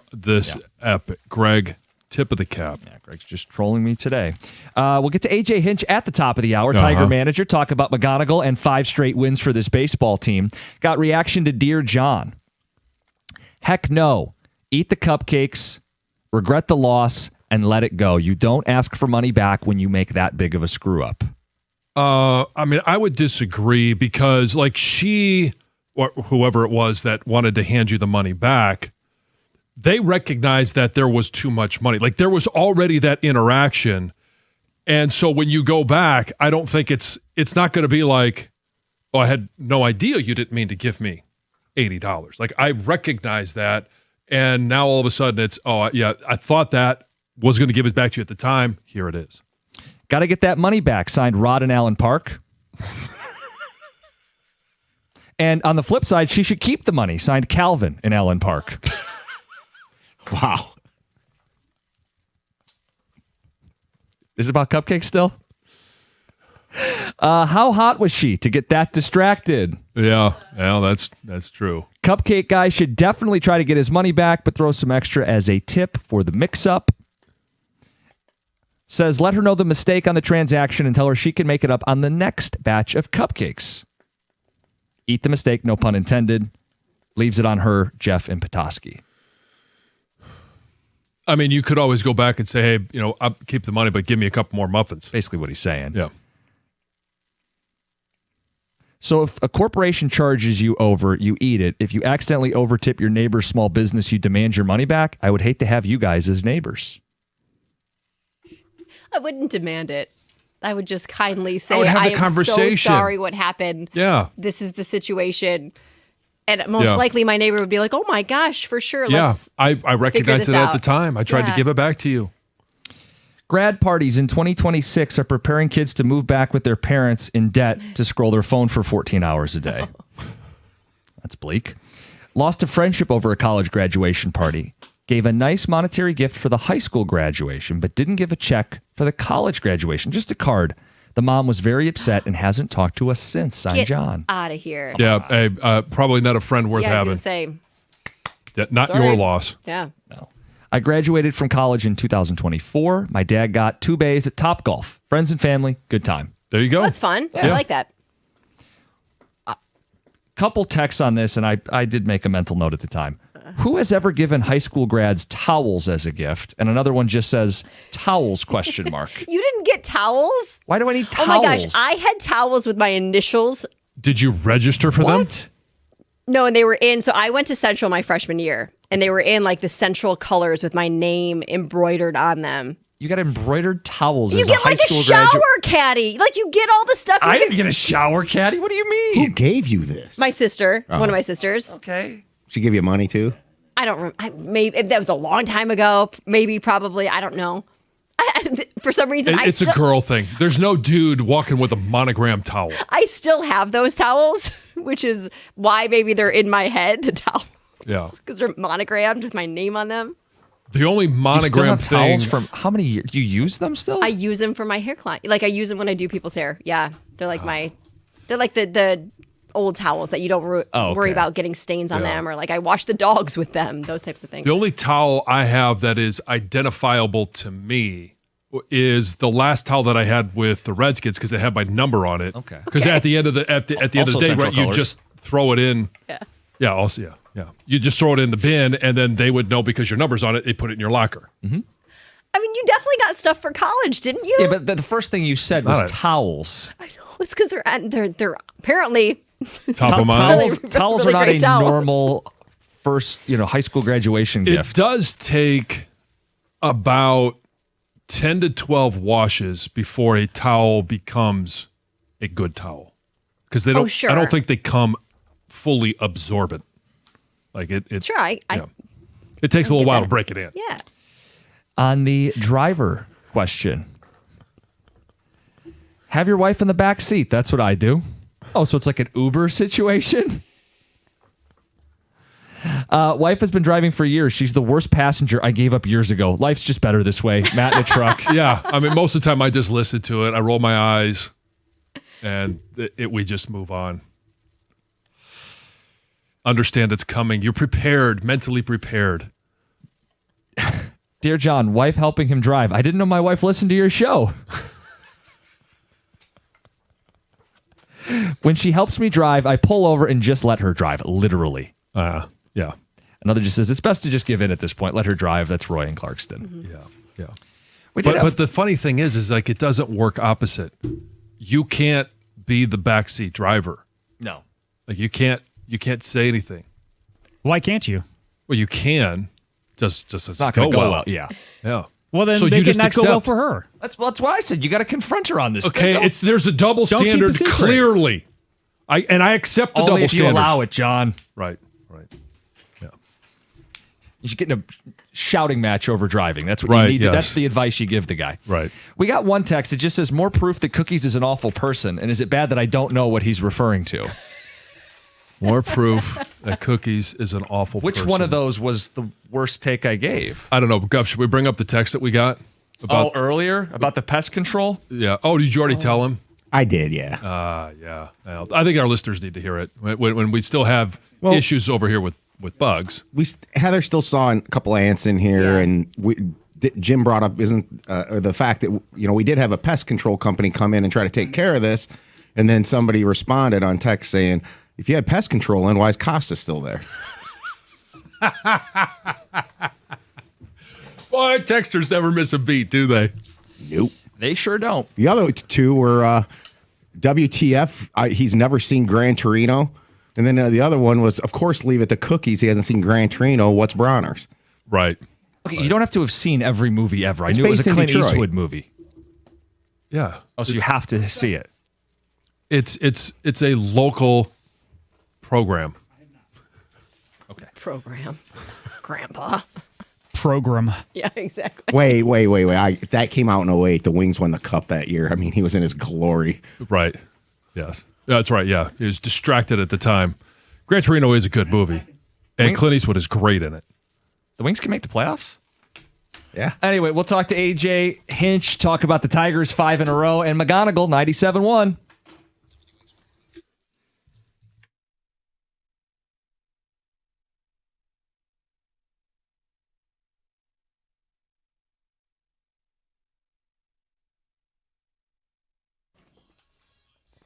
Brought to you by Guardian Alarm. The Tigers picked up a 2-1 win last night over the Royals. Jack Flaherty had a much-needed good start with 6 innings, 2 hits, 1 run, and 7 strikeouts. The game was tied at 1-1 entering the 8th inning before Wenzel Perez came to the plate.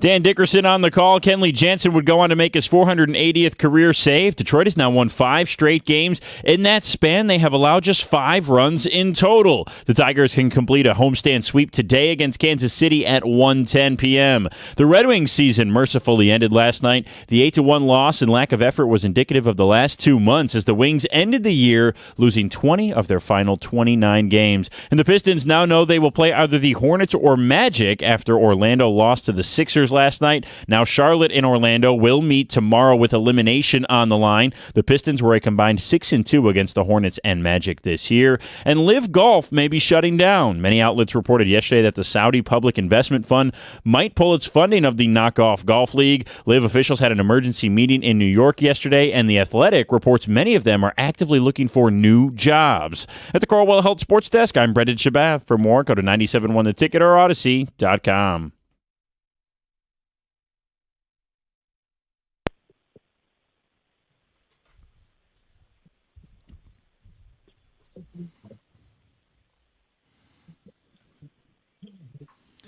Tigers have won 5 in a row, playing another home game this afternoon at 1:10. Lots to discuss, but AJ, we have to start with McGonagal, right?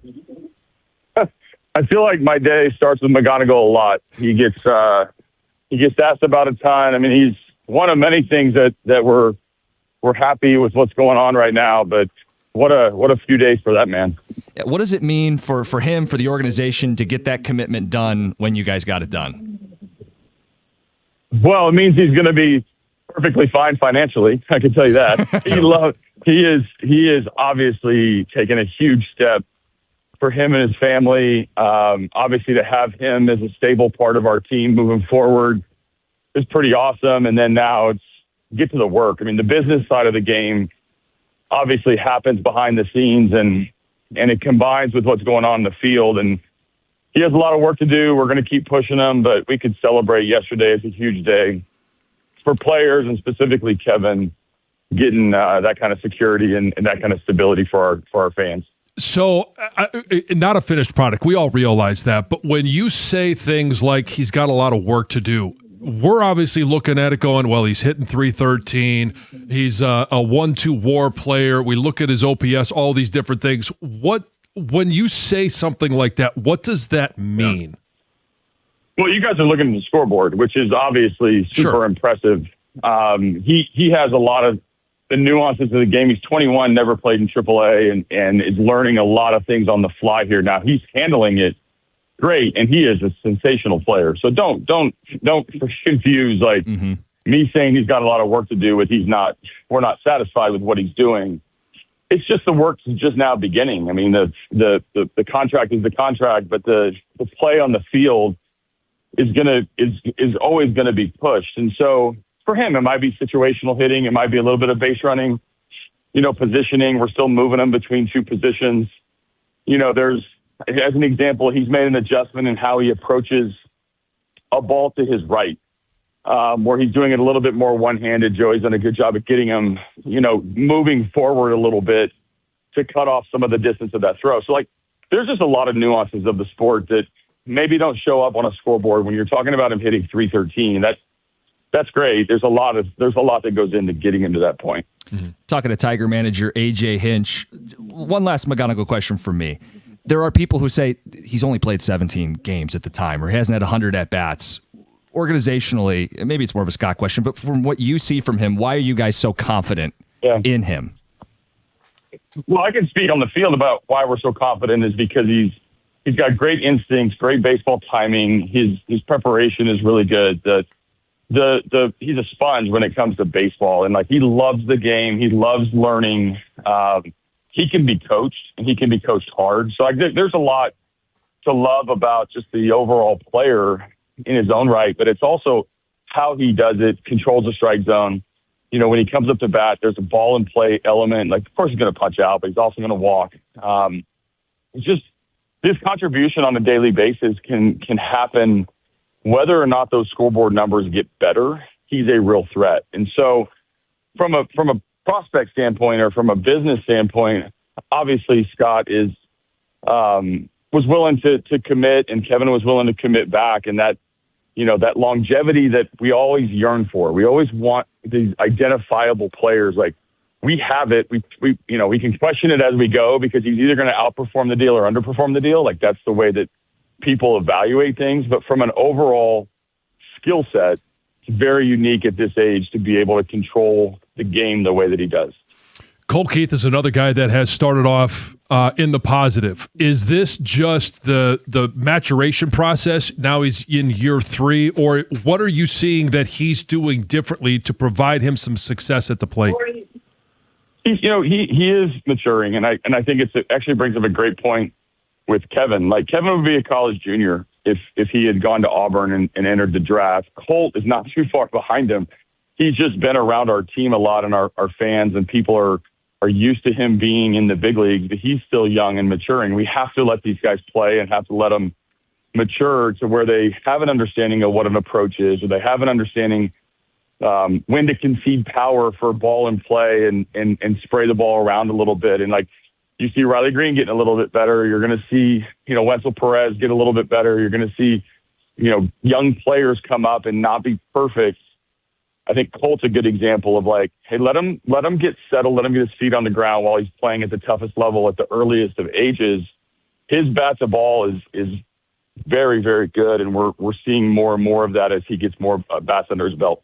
Is the plan to largely use him as a platoon bat? I know you guys have hardly faced any lefties. I wondered if teams still had lefty starters for a while there, but in terms of Keith's usage, is this the plan, is to play him primarily against righties and rarely against lefties? I don't know that I have a plan too far out into the future because I believe in adjustments and guys doing a little bit better. I think in a lot of ways, I give Carpenter an at bat against a lefty yesterday against Lynch, and then I may start one of these games. We had not faced a left-handed starter until the first game of this series. We have one today. Colt's not going to play. But then we have Suarez and Crochet in Boston. We're going to come back, and I think Harrison's pitching against us in Milwaukee, and we're going to start to see with a little more regularity. I think Colt Keith can handle left-handed pitching. The strength of our team right now is we don't have to test it. We probably will at some point and give him kind of sprinkle in a little bit more at bats and see how his adjustments go. I wanted to ask you about Riley Green. You already brought him up a little bit in regards to his approach at the plate. I know he's tracking to cut down on the strikeouts, and I asked this question, you had 2 of them last night, but is there something that's different about his approach, or did he tweak his swing that is the reason for the cut down in the number of strikeouts he's having? So a couple things. One, I think the thing that, and I've had a couple players in my past who have struck out a lot, and then strikeout becomes a topic, and then every time he strikes out, there's like a 150% reaction to the strikeout of like, oh my God, he's going to strike out. This is a very tough game. And so even if you strike out 150 times, which is a lot, but it doesn't, we can't get into the mindset of every time he strikes out that they're all equal. The strike zone control is going to be super huge. He did not change his swing. I think his approach and mindset has changed a little bit. He's still emptying the tank. He knows he's part in the lineup for power as well. And, but he's got to pick when he's going to take his shots. Not every pitch is meant to be hit 500 feet. Even though sometimes when you swing and miss, that appearance of trying to hit the ball into the second deck or above the Comerica Bank sign, that to me is an approach conversation, not a swing mechanic conversation. So he's tracking balls a little bit better. He's walked a little bit, which is key. When you look at strikes, you should look at walks. The knowledge of the strike zone is getting a tick better, and when to take his shots of whether it's sitting pitch or location to try to launch. I think those are again steps in the right direction for Riley.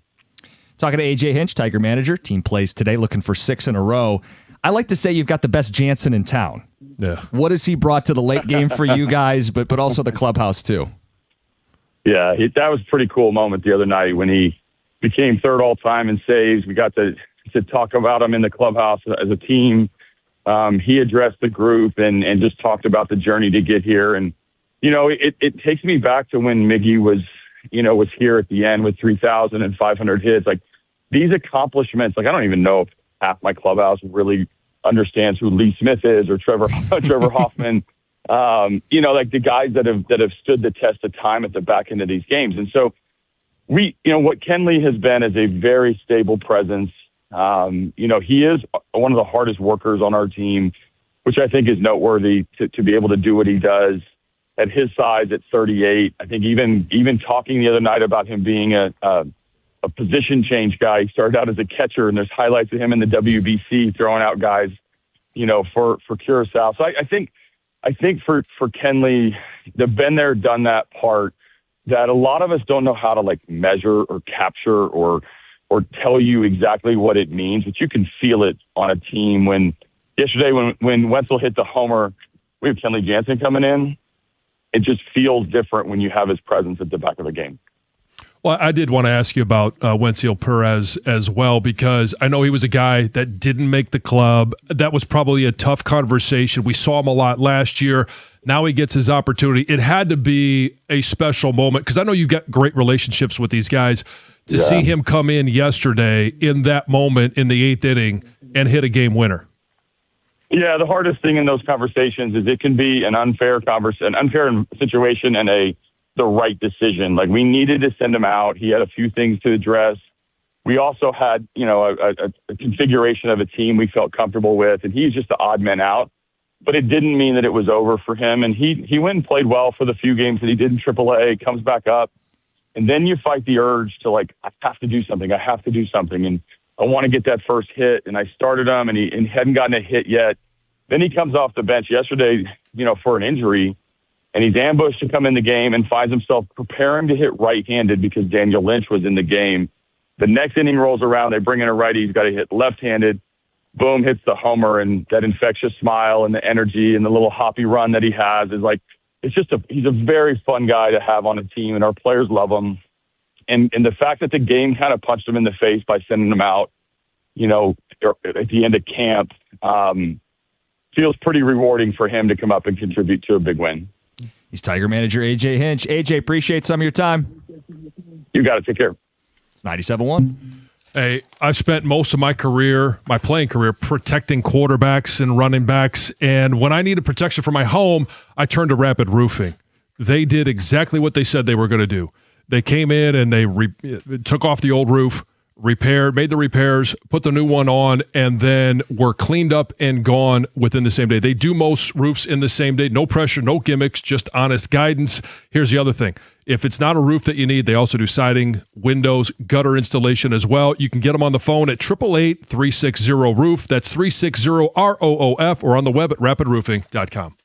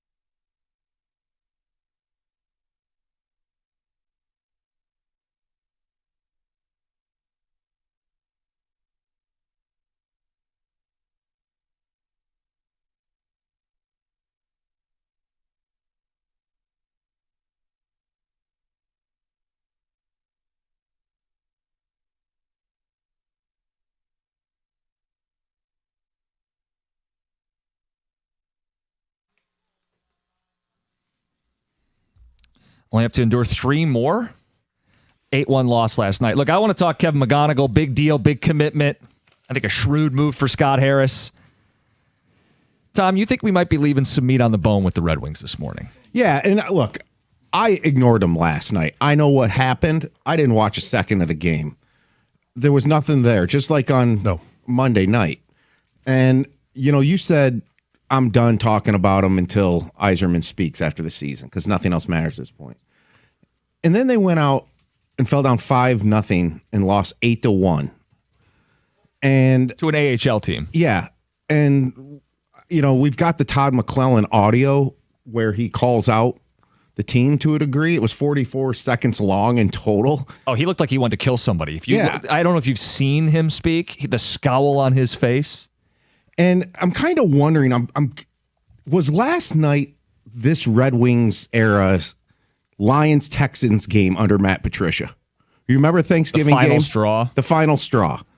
And I mean the final straw in terms of if you don't think this team has locker room problems, chemistry, pride issues, effort, playing hard every night, a work ethic issue, just look at last night. The word is pride. Yeah, it's despicable. We got this text earlier in the show, and we got a few more too, and that's why I was wondering if we left meat on the bone. Look, nobody wants to really talk about him anymore, but then do they because of what happened last night? This fan said, this is the most embarrassed I've ever been as a Red Wing fan in my entire life. Like, I'm wondering, did last night matter or not? It certainly mattered to Todd McClellan. It was the cherry on top of a turd sandwich. They lost 20 of their last 29 hockey games. It's certainly nothing new. So I don't know if people are revved up or offended. Like, I don't know if they watched. I didn't watch. I'm the hockey guy. Right. I wasn't going to give them a second of my time. Now, people might have woken up today and saw 8-1, and we'll play McClellan, and you might get worked up because it's a point of pride, and you don't see a lot of pride in this team. That was McClellan's point. They didn't have anything to play for in Florida. Here's what he had to say.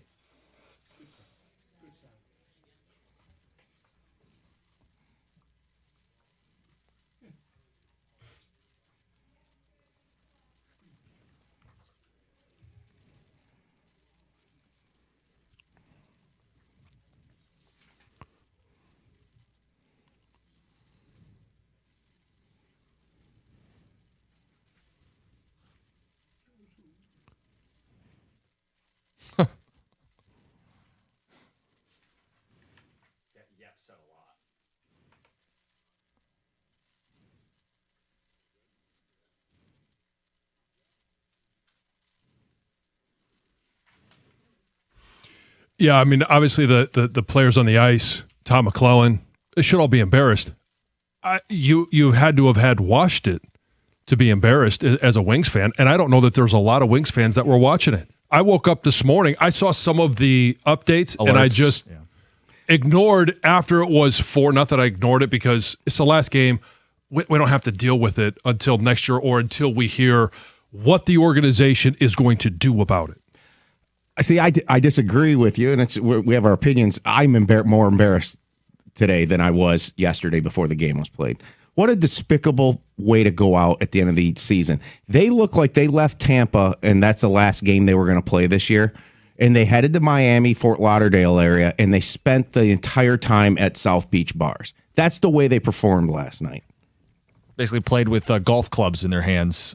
As opposed to hockey sticks. McClellan called out the organization by what he said about the Panthers and their pedigree. They don't have any ounce of that. Yeah, there's no personal pride. There's no competitiveness. He said that before. So that's why, to John's point, I'm just doubly embarrassed. Like, I'm already thoroughly embarrassed. But you guys let us know. I mean, that's the beauty of what we do here. If we get some calls on this, we can take a couple calls on the Red Wings. We'll hit Heather's news, and then we'll get into McGonagal. But if people are still worked up, or if there was a new low to reach, because that's kind of how it sounds to me, that you feel like a new low was reached last night. Yeah, and it confirmed accusations that I've been making for a couple of weeks now, that the team has no chemistry, they have no leadership, and they don't try and play hard for 60 minutes. And this goes all the way back to the game I went on to March 4th, they blew against Vegas. And this team played 2 different periods of hockey strictly because they didn't try hard enough. It's such a gut punch, especially as a Detroiter, and you see teams like the Lions and Pistons having had success off of things like grit right, and accountability and caring. Right, there's These no players toughness. are a joke. Well, and okay. Last night was, as you put it, the cherry on top of a turd sandwich. Clearly, they quit in that game, but it feels like they started. Well, but it feels like they quit a long time ago. Like we wanted that toughness, we wanted that energy, we wanted that playoff intensity of just trying to get into the playoffs, and it just never evolved there. And I'll make this comparison to not only this is the Lions, the last game in Chicago this year. Some people want them to lose for draft pick, but you go out and you play the game still. You respect the game. The Lions in Green Bay, after they knew they were eliminated a couple years ago, you go out. There's such a difference in the organization from top to bottom compared to the Lions and even the Pistons.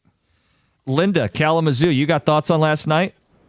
Yes, I'm just going to make it very brief. The only reason I had the game on at all is because of our fine broadcaster, Mr. Paul Woods. What a sad way for him to have to be ushered out after such a great run of 40 years in the broadcast booth. I mean, he poured his heart and soul out. He could have just left it on the ice, so to speak, and said nothing, and just walked away and didn't even hardly do any color commentating, but he did not. He did it the same way he always has. And, Paul, if you're listening, thank you for all the great years.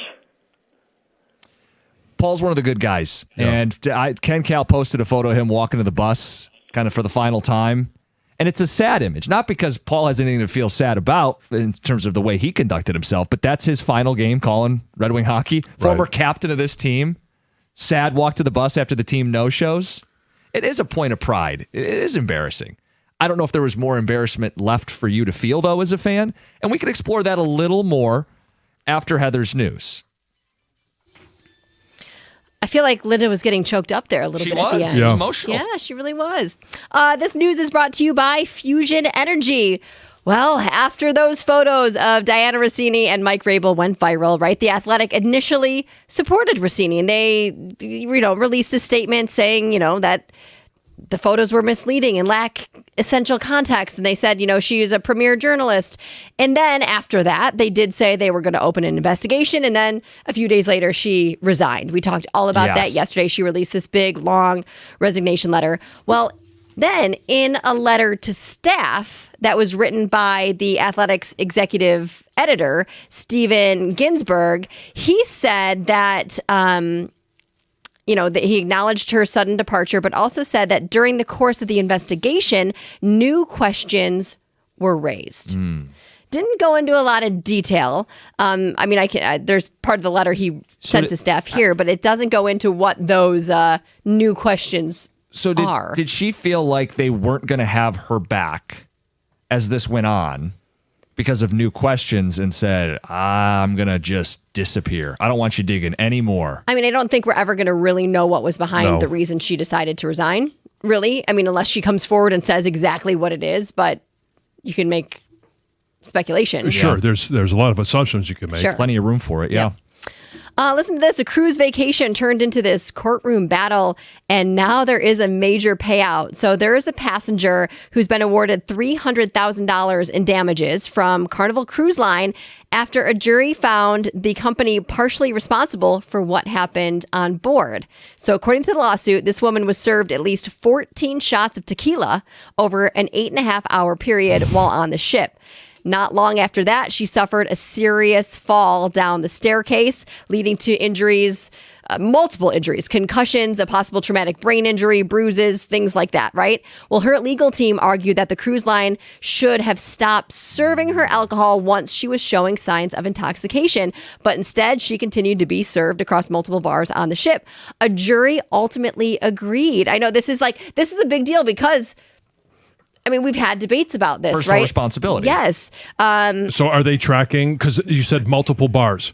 Are the bars over 8 hours also tracking, we served her 2 over here, you served her 3 over there? I think it was more she was showing, they should have recognized that she could like stumbling, staggering, stuff like that. slurring her words, bloodshot. I don't know what she looked like, but I'm just saying, notice those signs and said, sorry, we cannot serve you. Carnival, of course, is pushing back, saying it completely disagrees with the verdict, does plan to appeal the decision. Yep. A wild moment took place in Bloomfield Township when a car was literally swallowed by their driveway. This is unbelievable. A sinkhole just suddenly opened up. This was in a residential driveway Wednesday morning. The vehicle just basically was swallowed into the ground, and it's believed that a teenager was inside the car at the time. So according to a neighbor, the car just dropped into the ground without warning. Emergency crews were called. A wrecker team came in. They had to lift the car nearly 10 feet out of the hole. Not 100% sure the teen was inside the car. The neighbor said the teen was on their way to school, believed they were in the car, later saw the teen and the teen's father walking around the property. So it appeared that the teen, if they were inside the car, is doing A-okay. Experts believe it's a lot to do because of the heavy rain combined with possible culvert issues that weaken the ground beneath the driveway, causing it to just collapse. Yeah. Pretty terrifying, though. Yeah. Car's there 1 second. On the next. Yeah. The University of Michigan's president-elect Kent Severud has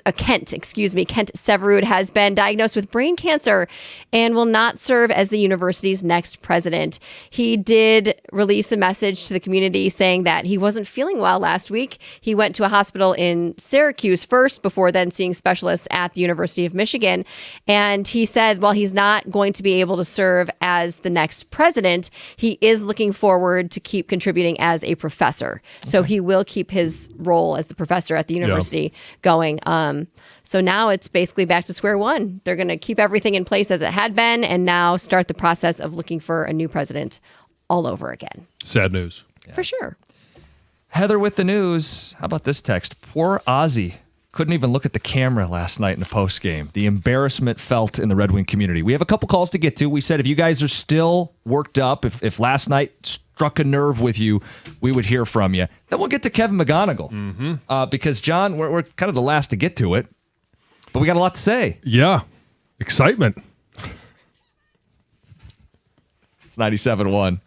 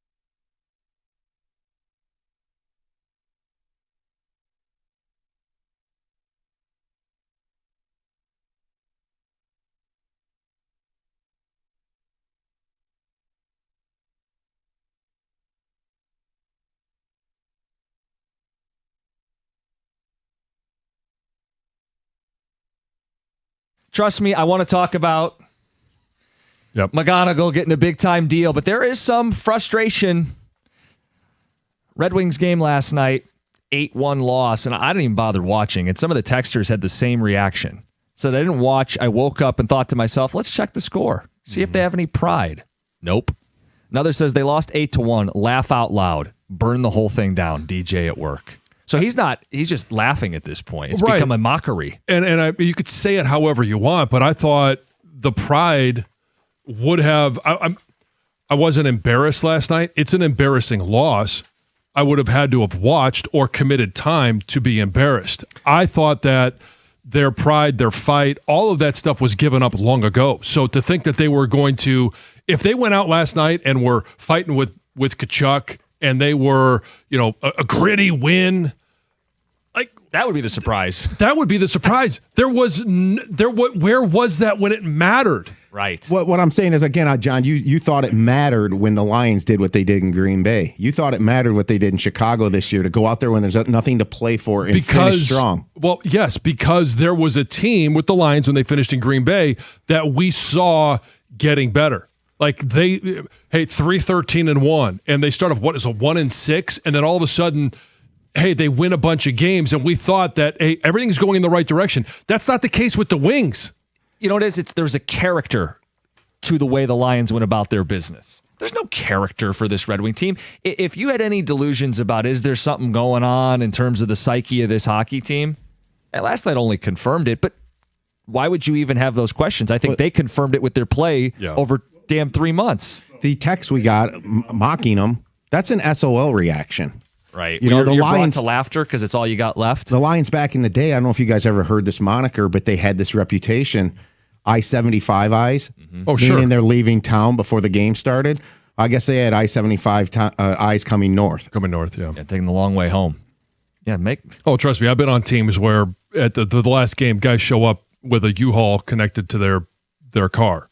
Like they were ready to leave. Tex says it's their centennial season. What do? The biggest collapse in over half a century, 56 years, and now they have the longest playoff drought in franchise history, longest active in hockey. Absolutely pathetic. Let's get to the phones. We said we wanted to hear from you guys. If last night did strike a nerve, Matt and Highland, you're on 97.1. Morning, guys. Good morning. Hey, one of my main point is the guy making all the decisions has gone down in history as one of the greatest captains of a hockey team and the success that he had. And he was revered by all of his peers. All of his players used to come out and talk about how Steve Yzerman was this great leader, unbelievable person. How does he mess up giving the captaincy to probably the exact opposite of who he is? And I'm not saying he's got hundreds of options to choose from, but you've got to identify the big problem at some point. And that big problem to you is Larkin. 100%. You know what? I had a conversation 7 years ago with somebody, and we both agreed that Larkin will never win anything here. And it was just something we saw. I can't tell you why we said that, but in that 7-year span, not only has he not won anything, he hasn't even taken his team to a playoff series, ever. This guy's approaching 1,000 games in the NHL already at this point, too. So when do we address the elephant in the room? Oh, I have no issue addressing it. We've talked about it. Now, will they have those conversations this offseason? I hope so. Last night, Larkin didn't play. Yeah. I don't know if that bothered you, but to me, that shows that it's deeper than that. Like, yeah. I'm cool with having the conversation about should he have the C, because I'm not really afraid to upset egos in the room. They clearly don't have enough of a backbone as it is. But I think the problems are, you could say they're Larkin related, but last night he didn't play, and that's the way they fought. I mean, that shows you it's up and down the roster. There's not enough. Or it could have been my captain's not playing. Jim. Why am I going out there? So that's how you would take it. They were given. That's how I saw it. Yeah. Was the guy? Could he not walk? I'm not saying you're hurt last game, but that's a pattern of the example that you set. Oh, you know what? I'm a little off today. It's game 82. And it was just like McClellan said at the end of the game when he clearly pointed out the pedigree, the championship pedigree, what it takes. Florida had guys on the ice last night who had no business at all playing. I mean, heck, they're trying to move down in draft spots to potentially protect. Yeah, they want to lose. A top 10 protected pick. Yeah, exactly. They you're right, want to Matt. lose. And I'm going to add a little more. I'll add another log on the fire. You got this thing going. People have speculated Lucas Raymond's not healthy. He could have sat last night. Not. Right? He could have sat last night. Right? Yeah. Another great point. So, I mean, it just as we're workshopping this, like I at the surface, I saw Larkin wasn't going to play when they posted the starting lineup. I thought, the guy's on one leg, season's over, whatever. But if you could interpret it as it gave the team an excuse to not even try. Yeah. But what does that say about the type of guys in that locker room? I think it says a lot. Let's get to Chase in Detroit. Chase, good morning. Yo, what's up, guys? How you doing? I'm upset, man. These dead wings, let's put it, they suck, dude. And it's not just at the level of the players. It's an organization as a whole. They're so hyped up about having this great AHL team, which is cool, but we're not going to see these guys. If we would have seen these guys, they would have been up playing yesterday. They would have been up playing weeks ago. You got Casa. Is he even a real person? The issue starts at and I use air quotations very, very, very dramatically, professional scouting. Look at the players that we have lost and what have they done on the teams that they've gone to. You got a dude like Anthony Mantha who's gonna make money next season. Mm-hmm. Shane Gostabure, Ali Mata. I mean, the list goes on and on. Elmer Soderblom, did you guys see the goal he scored against St. Louis 2 nights ago? That was just disgusting. Using his size in front of the net to bury a chance. Oh, yeah. There you go. Boxing a guy out, soft hands. Where was that at here? I mean, he has that potential, but he wasn't given the opportunity to use that. Well, there's a culture issue. It's an issue starting all the way at the top with Steve Yzerman going to the professional scout. These guys know how to win. Steve Yzerman has won. Todd McClellan was with us when we were winning Stanley Cups. Mm-hmm. He was with the Colorado Avalanche winning Stanley Cups. Chris Draper, a professional scout on our team, was on the team winning Stanley Cups. And what are we doing? We're all hyped up because we signed 26-year-old Dominic James and Kieran Draper. I swear to God, if I see either one of those guys on my NHL roster, my head's going to explode. I'm a season ticket holder. You will see me at every single game next year wearing a paper bag on my head behind the away goalie because I got nice seats, and it's going to be that way until something changes. I'm going to boo them off the ice. I booed them off the ice at the quote-unquote fan appreciation game. And to be honest with you, John, you said they had nothing to play for. They do have something to play for, man. This was Hockey Town. They have to play for the fans. We're itching for just an opportunity to even get into the playoffs, man. I don't want to win. I don't even care about winning a series. I want to see some playoff hockey in Detroit. I'm in my mid-30s. You know what that means? That means I witnessed winning hockey most of my entire life. And now this is what you guys give me. I pay good money for season tickets, and this is the product that you put on the ice. This year's big thing was, we're going to retire Sergei's number. I don't care. I want a winning product.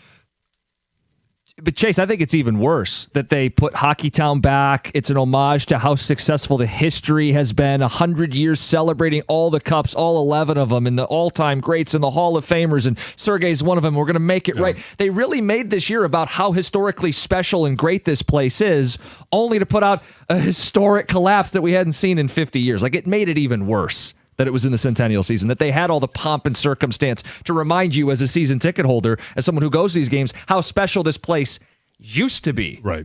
And how they aren't living up to it. So, look, I know we got calls to get to. We'll get to McGonagal as well. It's 97.1. Hey, if you're thinking about a new truck this month, the Ram truck should be right there at the top of the list. I've seen the Ram side by side with the competition, and I've driven a Ram.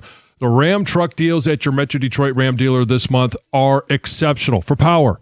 Really not much of a competition. You can choose from Ram's award-winning Pedestar V6 or Ram's legendary 5.7 Hemi V8. And on the competition side, why would you trust any full-size pickup at any price with only 4 under the hood? not going to be able to do anything with that. It's useless to even put it in a full-size pickup. Full-size Ram 1500 is built right here in Sterling Heights, creating our own jobs. For comfort and easy-to-use technology, nothing beats a Ram. Ram also has a 5-link coil suspension. All it's going to take is one test drive, and you're going to feel how much smoother a Ram is. Right now, lease payments on a new Ram truck are phenomenal. So other financing offers for well-qualified buyers. All you got to do is pull into your Ram dealer today, start one up, sit in it, and you're going to hear and feel the difference.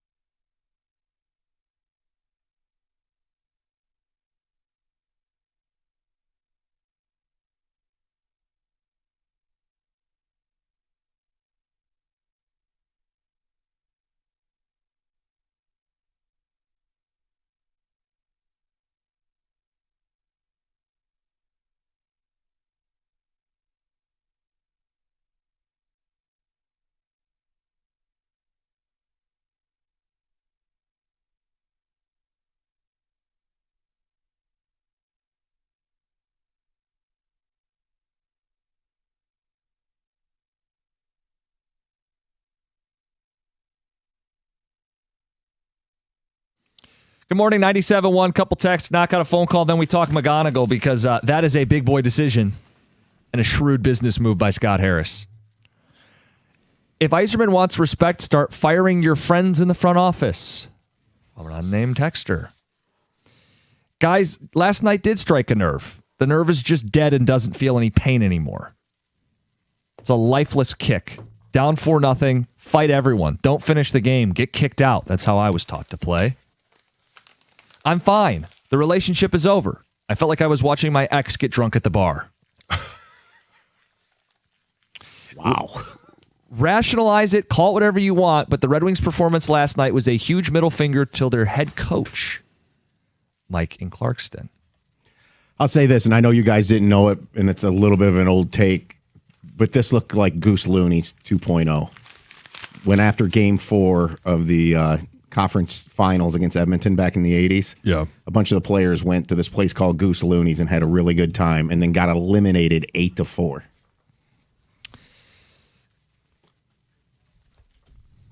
Greg, you said this is one of the most frustrating Detroit sports teams of your life.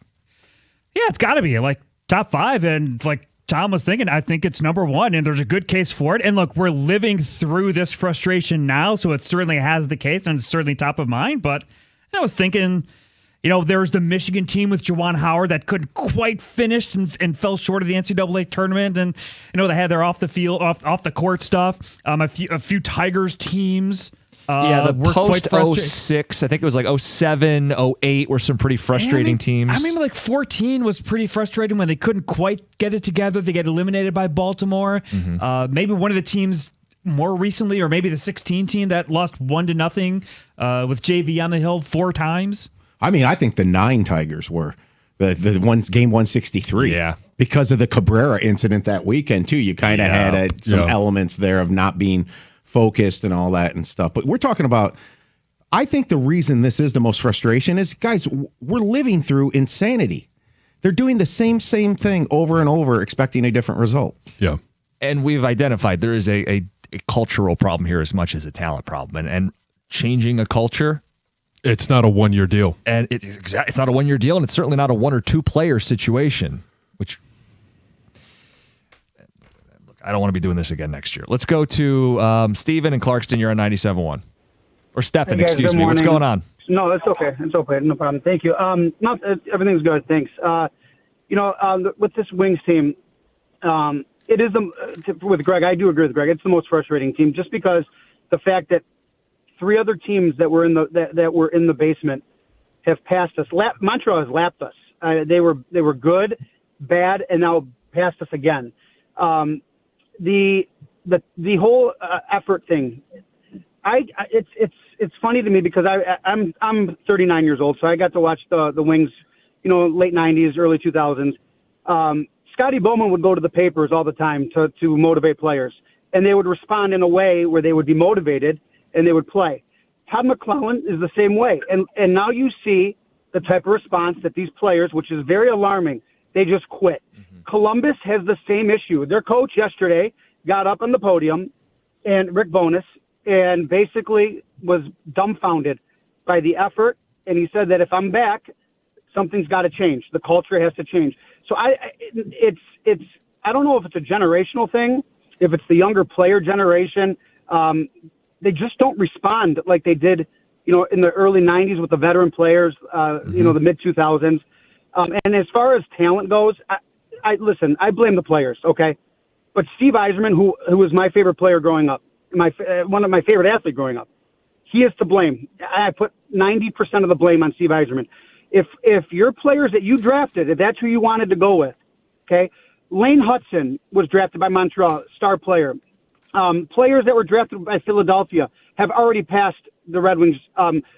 Marco Kasper, Michael Nansen, Branson Nygaard. These players aren't producing.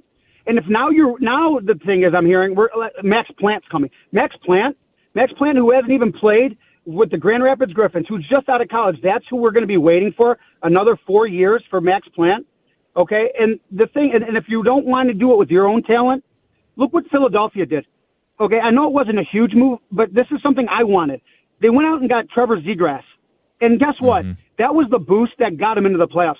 Why couldn't the Red Wings make a move for a goal scorer, something they needed? Mm-hmm. He's too stubborn to do it. He wants to use his own talent, and the talent's not producing. What are we waiting for? And what are you baptizing this talent in what kind of clubhouse and what kind of locker room? How are you bringing them up to the NHL? What is their experience? Are they learning winning habits, or are they? I mean, this is losing habits. Well, and we talk about the benefits of just getting into the playoffs. If they had this year, no one was expecting them. Hey, it's not one of those teams where you think anything can happen. Might have been a first-round exit, but you talk about what are you learning? Yes. You learn how to get in the playoffs. You learn what that's like, and then all of a sudden you work to get there, and because it just feels more.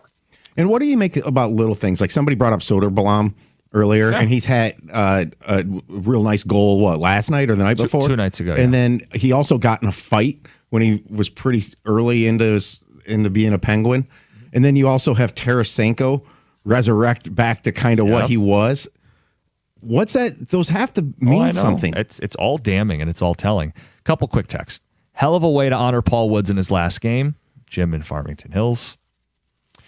Yeah, deserve better. On the Wings, I'm going to borrow a line from Shorzy. It's not that they don't love to win. It's they don't hate to lose. Pathetic. We're the Detroit Red Wings, damn it. All right, John, I know you're itching to move on. How much of a pity party can we throw for the Wings? Let's talk about Kevin McGonagal. Let's do that. Let's something get this, positive. Get this going, and then we can start the 9 o'clock hour and really give people a chance to sink into that.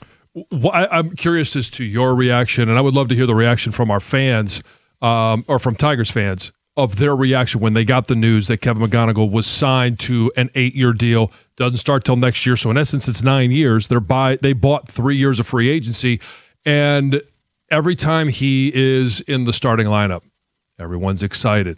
Every time he's at the plate, everyone's excited. We were excited for the fact that he skipped AAA, and we went through the list of really good baseball players that have gone from AA, AAA, and watched all of the production that they've had throughout the course of their career. And then yesterday, you get the news that they signed him to an 8-year, $150 million deal, buying 3 years of free agency, and I was beyond excited. We are doing something. We've produced something. We've developed someone, and now they are actually producing on the field. I know people will go, he's only played 17 games or he hasn't had 100 at-bats. You don't make a decision like this lightly. Yeah. This is, as much as Scott Harris made it about Kevin yesterday, and it is, I mean, he's the one that's going to get paid all the money. Scott Harris' fingerprints are all over this. They drafted, they developed this guy in their system, they promoted, he's hit the ground running, and they're rewarding him. And this is a shrewd move. I think you used the word brilliant earlier. I'm fine with that. It's a shrewd move because if he's the player you expect him to be, you're locking up his prime years well below market value. Mm-hmm. Top shortstops are making 30 to 35 million right now. They might be making 40 to 45 million when he hits free agency. You're getting him on an average of 18 per season, less than they're paying Javi per season. Really think about it, guys. This was shrewd. We'll talk more about Kevin coming up next. 97.1.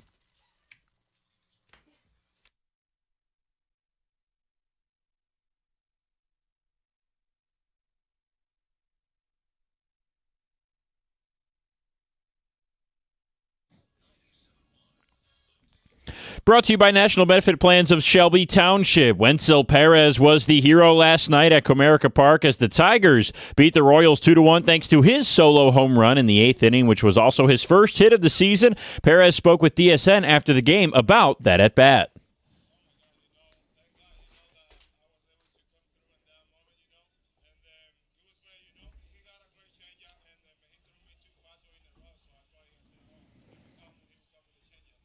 Detroit has now won 5 straight and can make it 6 today when they close the series with the Royals. First pitch at 1:10 p.m. Our pregame coverage here on 97.1 starts at 12:45. Red Wings ended their season last night in fitting fashion with their worst loss of the year, an 8-1 defeat at the hands of the Florida Panthers. When asked a question about the team's progress this year, McClellan shut the question down and said, quote, "I don't even want to talk about that now, not even going there," unquote. The Wings went 9-20 since January 27th. And the Pistons will be watching closely tomorrow tomorrow night when the Magic face the Hornets in the Eastern Conference play-in. Detroit will get the winner of that game for the first round next week. Game 1 is Sunday at 6:30. In the West play-in, the Warriors eliminated the Clippers last night with vintage performances from Steph Curry and Draymond Green. The worst part about that, with LA's loss, the Thunder earned another lottery pick from the Clippers. Right now they'll have pick 12 or 11 in next year's loaded draft with a slim chance to move into the top 4. At the Corwell Health Sports Desk, I'm Brendan Shabath. For more, go to 971theticket or Odyssey.com.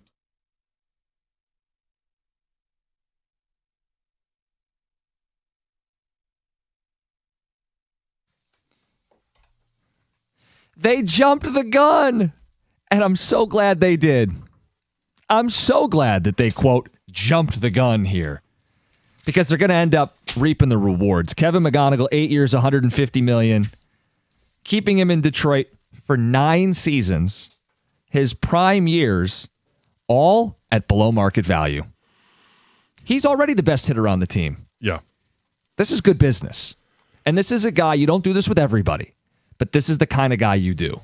Young, special profile, ahead of his peers, difference maker. This is a guy they were desperately missing from last year's baseball team. This is the kind of guy Scott Harris has preached about, that he wants his organization to look, sound, what he wants them to be.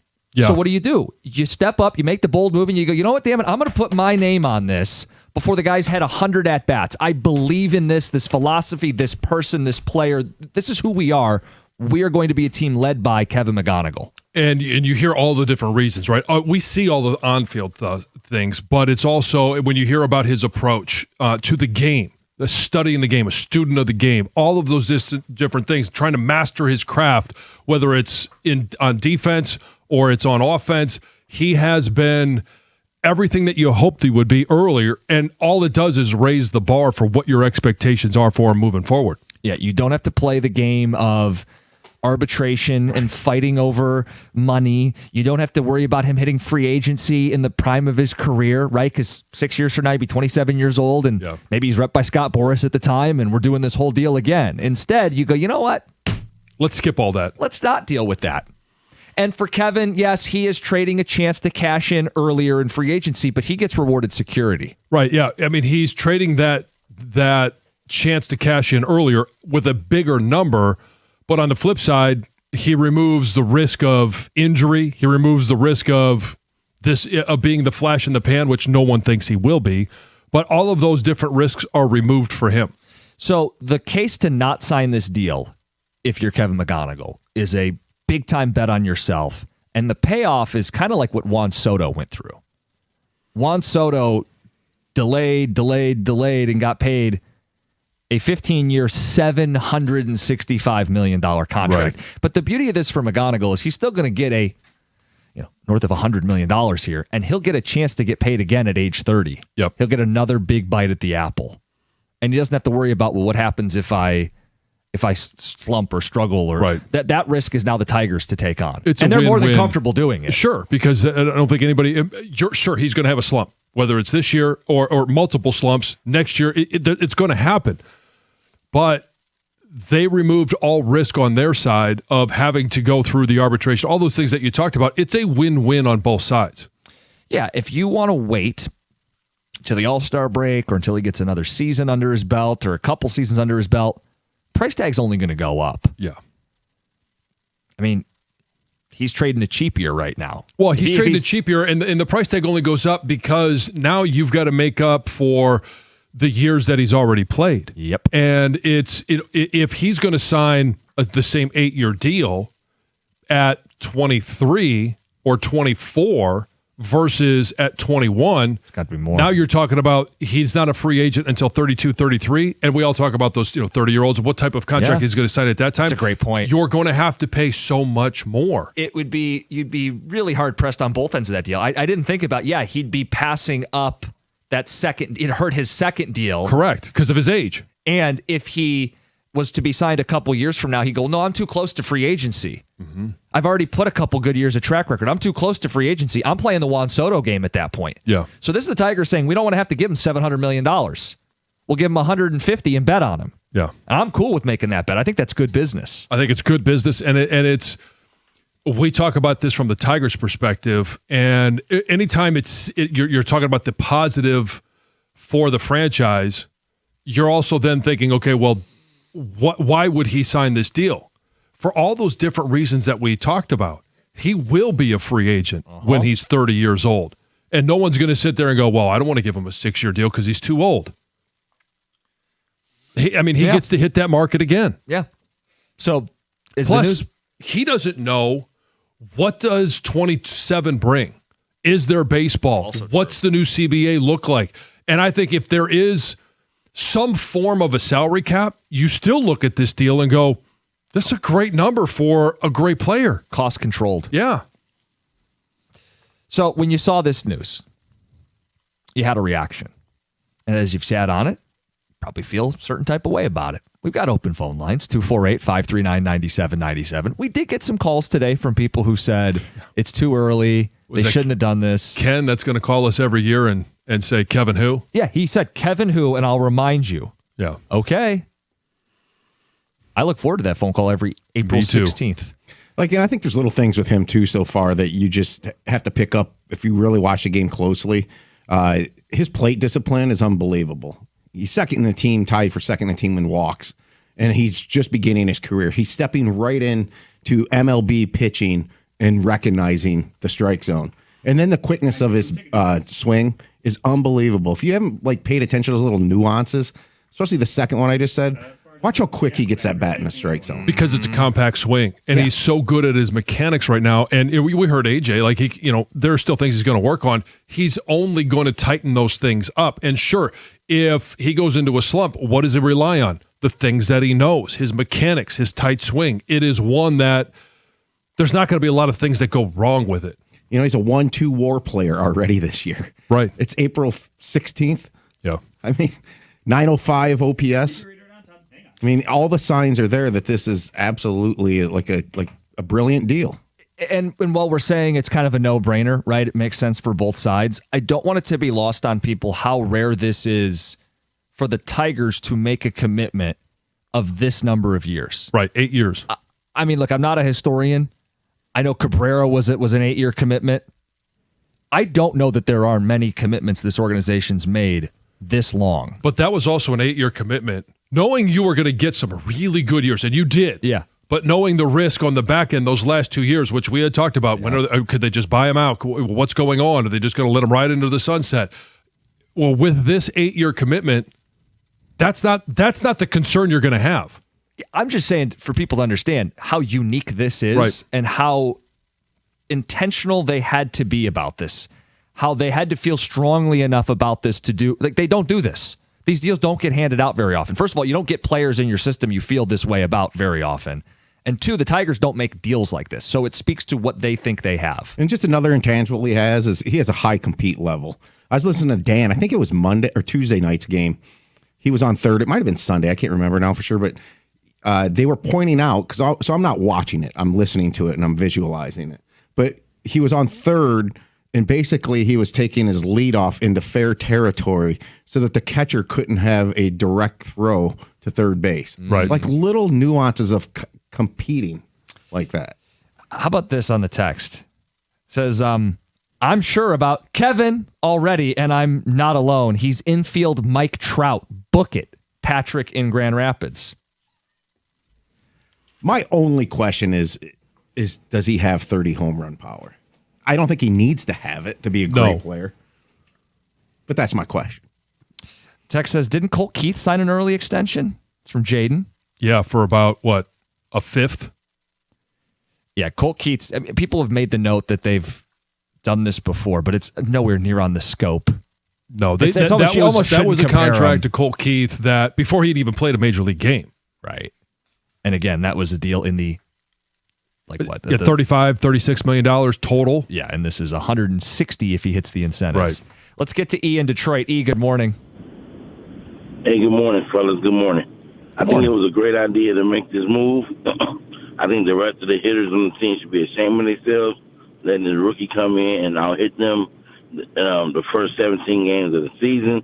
I'm glad that the Tigers are back out of the slump. It's not how you start, it's how you finish. Mm-hmm. I really believe now we're on track to win 80 games, maybe 85, win the Central. As long as he keep it up, we get a couple more bats to add with him. I believe maybe not this year, but we might be working. Cause we got the pitchers. Hopefully, Scoop will stay. But if he don't, you'll get a couple more batters. But we got everything we need. We got the coach. I think we can win a World Series within the next 2 years. And let me just, if I can, just want to say one thing about the Red Wings. Yeah.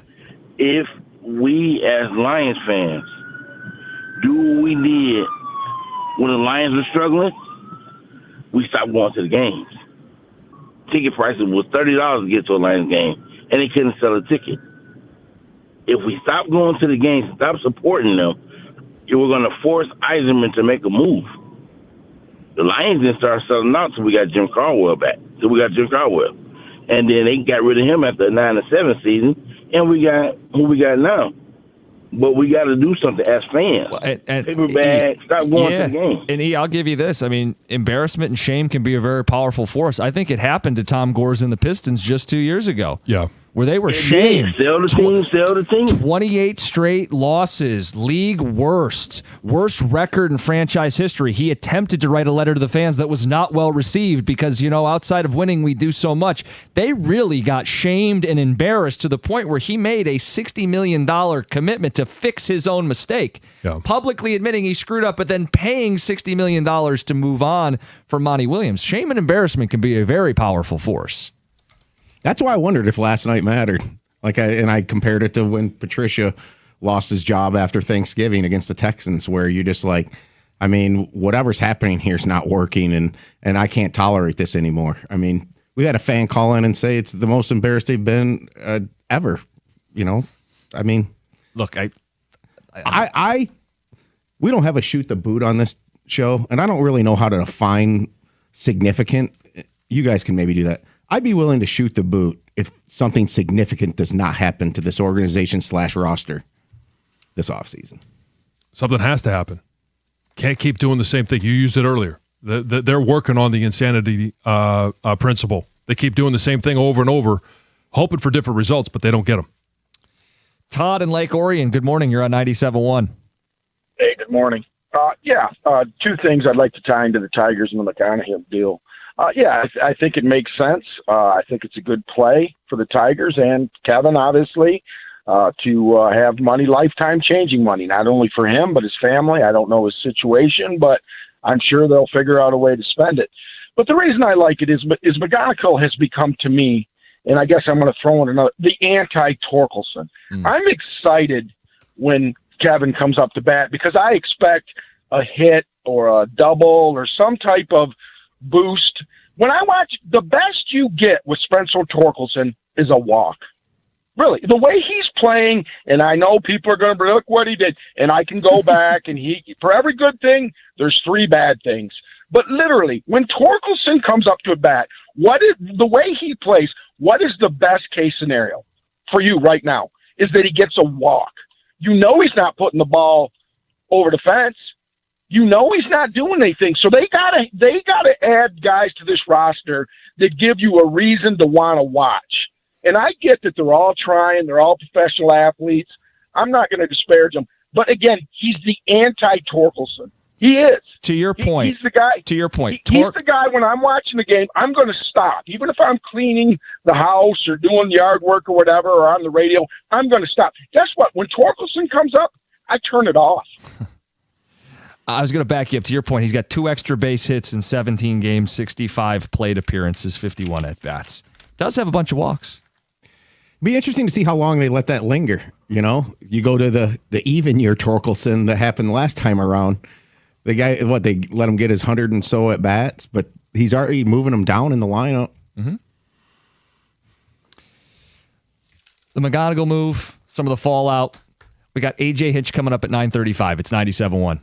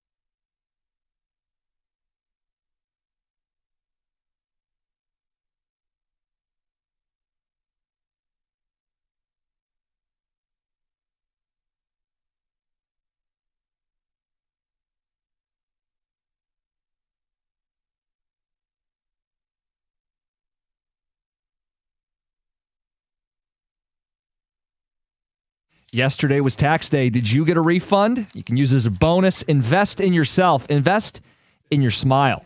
You've been waiting to get something done. You always wanted a cleaner, straighter, whiter smile. Treat yourself or someone in your family with Brightside Dental. Flexible online scheduling, after-work appointments, weekend appointments, same-day emergency appointments, 9 Metro Detroit locations. Check them out, 1-800-PAINLESS, BrightsideDental.com. That's Brightside Dental. No judgment, just care.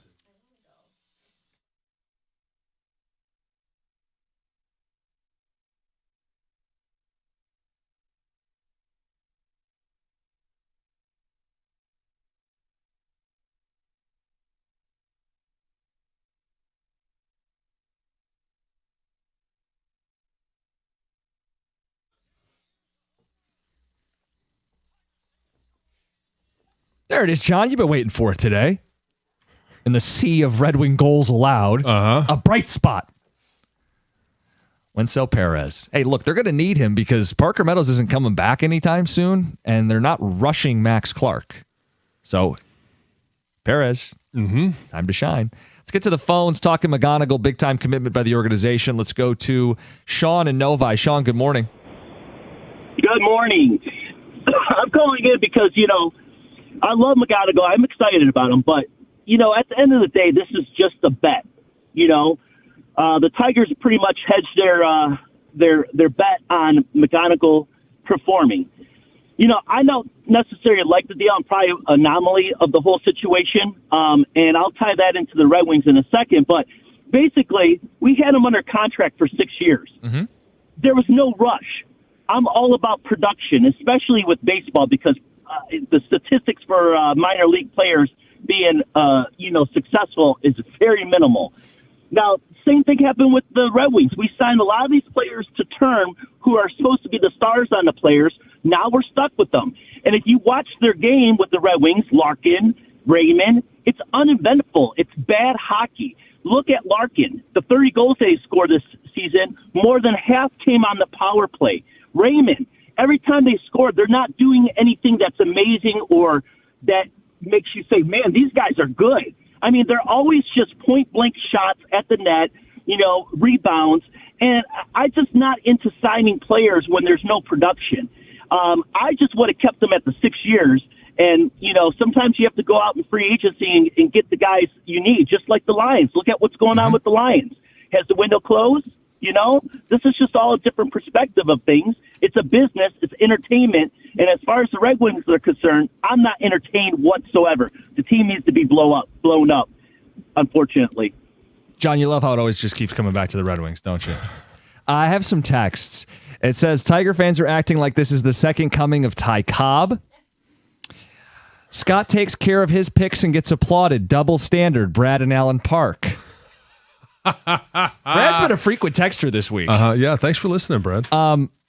No, I would compare McGonagal to Sewell and St. Brown.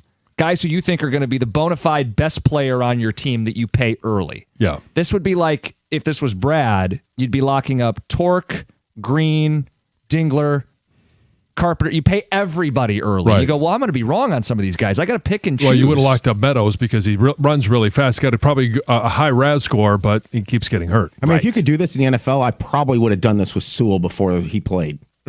And I mean that by saying I think Sewell is one of these guys that was built in the lab. I think McGonagal looks like he's been built in a lab. Text did say, please sign Dingler next, Ron and Flint. Is he the guy if you did pay someone next? Yeah, but then you start getting into, okay, he's 27. Is he going to want that contract? I don't know. I would probably say yes. He's closer to free agency. Right. So you're not willing to settle. Because McGonagal settled with this deal. I know people don't believe it. It's $150 million. It's still settling because of the potential. Guys, when they're closer to free agency, typically want a bigger number to be bought out of free agency. And the Dingler comparison might be a Gibbs comparison with the knees, the joints as the catcher. Yeah. I mean, what's the wear and tear, the lifespan of that position? Is there an expiration date like we talk about with running backs? TJ in Farmington, you're on 97.1. Hey, guys. How are we doing this morning? Good. Hey, I mean, I was just going to comment about McGonagal. I think it's interesting, like you said, how it always comes back to the Wings. But I've gone to the last two games against Kansas City, last night, the night before, and what stands out to me about him is his poise at the plate. I mean, I think that's so rare on our team, but especially throughout the game. Yes. To have a guy who's not just trying to hit every ball 400 feet and play the game the right way. And what's interesting to me is every time it seems like this offense is making a late game push, or with the last two games, how it's a one-run, late, low-scoring game, Kevin's in the middle of every single offensive spark we have. And it's like it revolves and starts with him.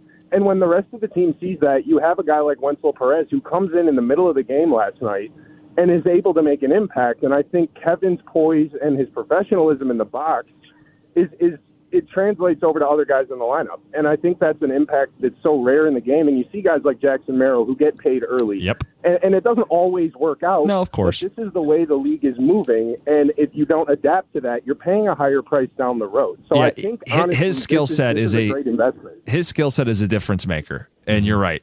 I mean, it's becoming more common, the shrewd thing to do. Yep. Let's get to Heather with the news. You love Home Alone. I love Home Alone, one of my favorite movies, without a doubt. Hey, this news is brought to you by Gardner White. Listen to this, you guys. A Florida doctor is now facing criminal charges after a surgery that investigators say went horribly wrong. So a grand jury has indicted this doctor on second-degree manslaughter after he removed the wrong organ during a procedure leading to the patient's death. What did he do? Eeny, meeny, miny, mo? Probably. It took a pick and then, I think this is a spleen. Maybe it's the liver. I'm supposed to remove the spleen. I'll just pick this one. He removed the liver instead of the spleen. It happened in 2024. Like I said, he was supposed to remove the patient's spleen. Instead, removed the liver, causing catastrophic blood loss. Investigators say the 70-year-old man who was visiting from Alabama died there on the operating table. And what's crazy is he tried to play it off as yes, this is the spleen. And he labeled it the spleen, even though everyone was like, it's not the spleen. And he continued on with the surgery like everything was going normal. His medical license obviously has been suspended. He's in custody now as this case moves forward. Crazy. I know. I wonder what they do for when you're having surgery on an internal organ. I've had a number of surgeries, never on an organ, but on body parts. So they put an X if they're supposed to do surgery on my left hand, they put an X on my right. They circle where the surgery is supposed to be, so there's no confusion. But his right or my right? Right. Whoa. This one, I think. Yeah. Another crazy story. This cruise vacation that turned into a courtroom battle. There was a passenger, a California woman, who was just awarded $300,000 in damages from Carnival Cruise Line after a jury found the company responsible for what happened to her on board. You guys, she was served at least 14 shots of tequila over an 8.5-hour period while she was on the ship. She then fell down because she was so intoxicated, had multiple injuries, including a concussion and possible traumatic brain injury. Her legal team argued that the cruise line should have stopped serving her alcohol after she was showing signs of intoxication. But instead, obviously, she was continued to be served. And she was just awarded all this money. Carnival says, hold up, we don't agree with this, and they are going to appeal the decision. Yeah, I'd love to know, obviously, how impaired was she? Because over 8 hours, I mean, it's at any individual bar, she gets one or two shots. Right, and then moves on to a different bar. And they're not tracking from bar to bar which one she's getting. It's going to depend, was she just a mess? And they were here you go, throw them back. Yeah, she had back injuries, tailbone injuries, bruising, headaches, other things. Well, obviously the headache, we get that. Too much blood in her alcohol system. Yeah, get that. Charges have been issued against the 48-year-old man accused of kidnapping a 16-year-old girl from a bus stop in Hamtramck earlier this week. Okay, I'm not trying to make light of the situation. Listen to this guy's name. This guy has 3 middle names. You know how they always give a middle name for criminals? It's never just Are you John preparing Jansen. me? Yeah. No, it's not. It's not a weird name, but it's 3 middle names. His name's Donald, James, Joseph, Arthur Fields. 3 Sounds like names. the parents just couldn't make up their mind. Let's throw them all in there. I like these 2. You like those 2. Well, let's make one of them the first. We'll make the other 3 the middle. Anyway, he's been charged with 2 counts of first-degree criminal sexual conduct, felonious assault, 3 counts of felony firearm, and felon in possession of a firearm. Like sometimes in sports, you'll just take that and make it into like a 3-letter acronym. Yeah. But this would be 5. What are the 5 letters for this dude? DJJAF. All right, then. Doesn't really help you out. No comment. Heather with the news. AJ Hinch next, 97.1. Hey, in my career, I've learned a number of different things, but I also know that the best results come from having the right team in your corner. That's exactly why I love First Merchants Bank. They've been my bank for a number of years because they do something a lot of big banks have forgotten about. They take the time to get to actually know you. Whether I'm looking for long-term growth or just need a sounding board for a big financial decision, they provide the kind of sound advice and tailored solutions that actually work for my life. With First Merchants, I never feel like I'm just another account number. I know I'm in control, and you guys know me well enough. I know I got to be in control. They give me the tools and the confidence to know I'm making the right choices for myself and for my family's future. It's about peace of mind, knowing your bank is as invested in your success as you are.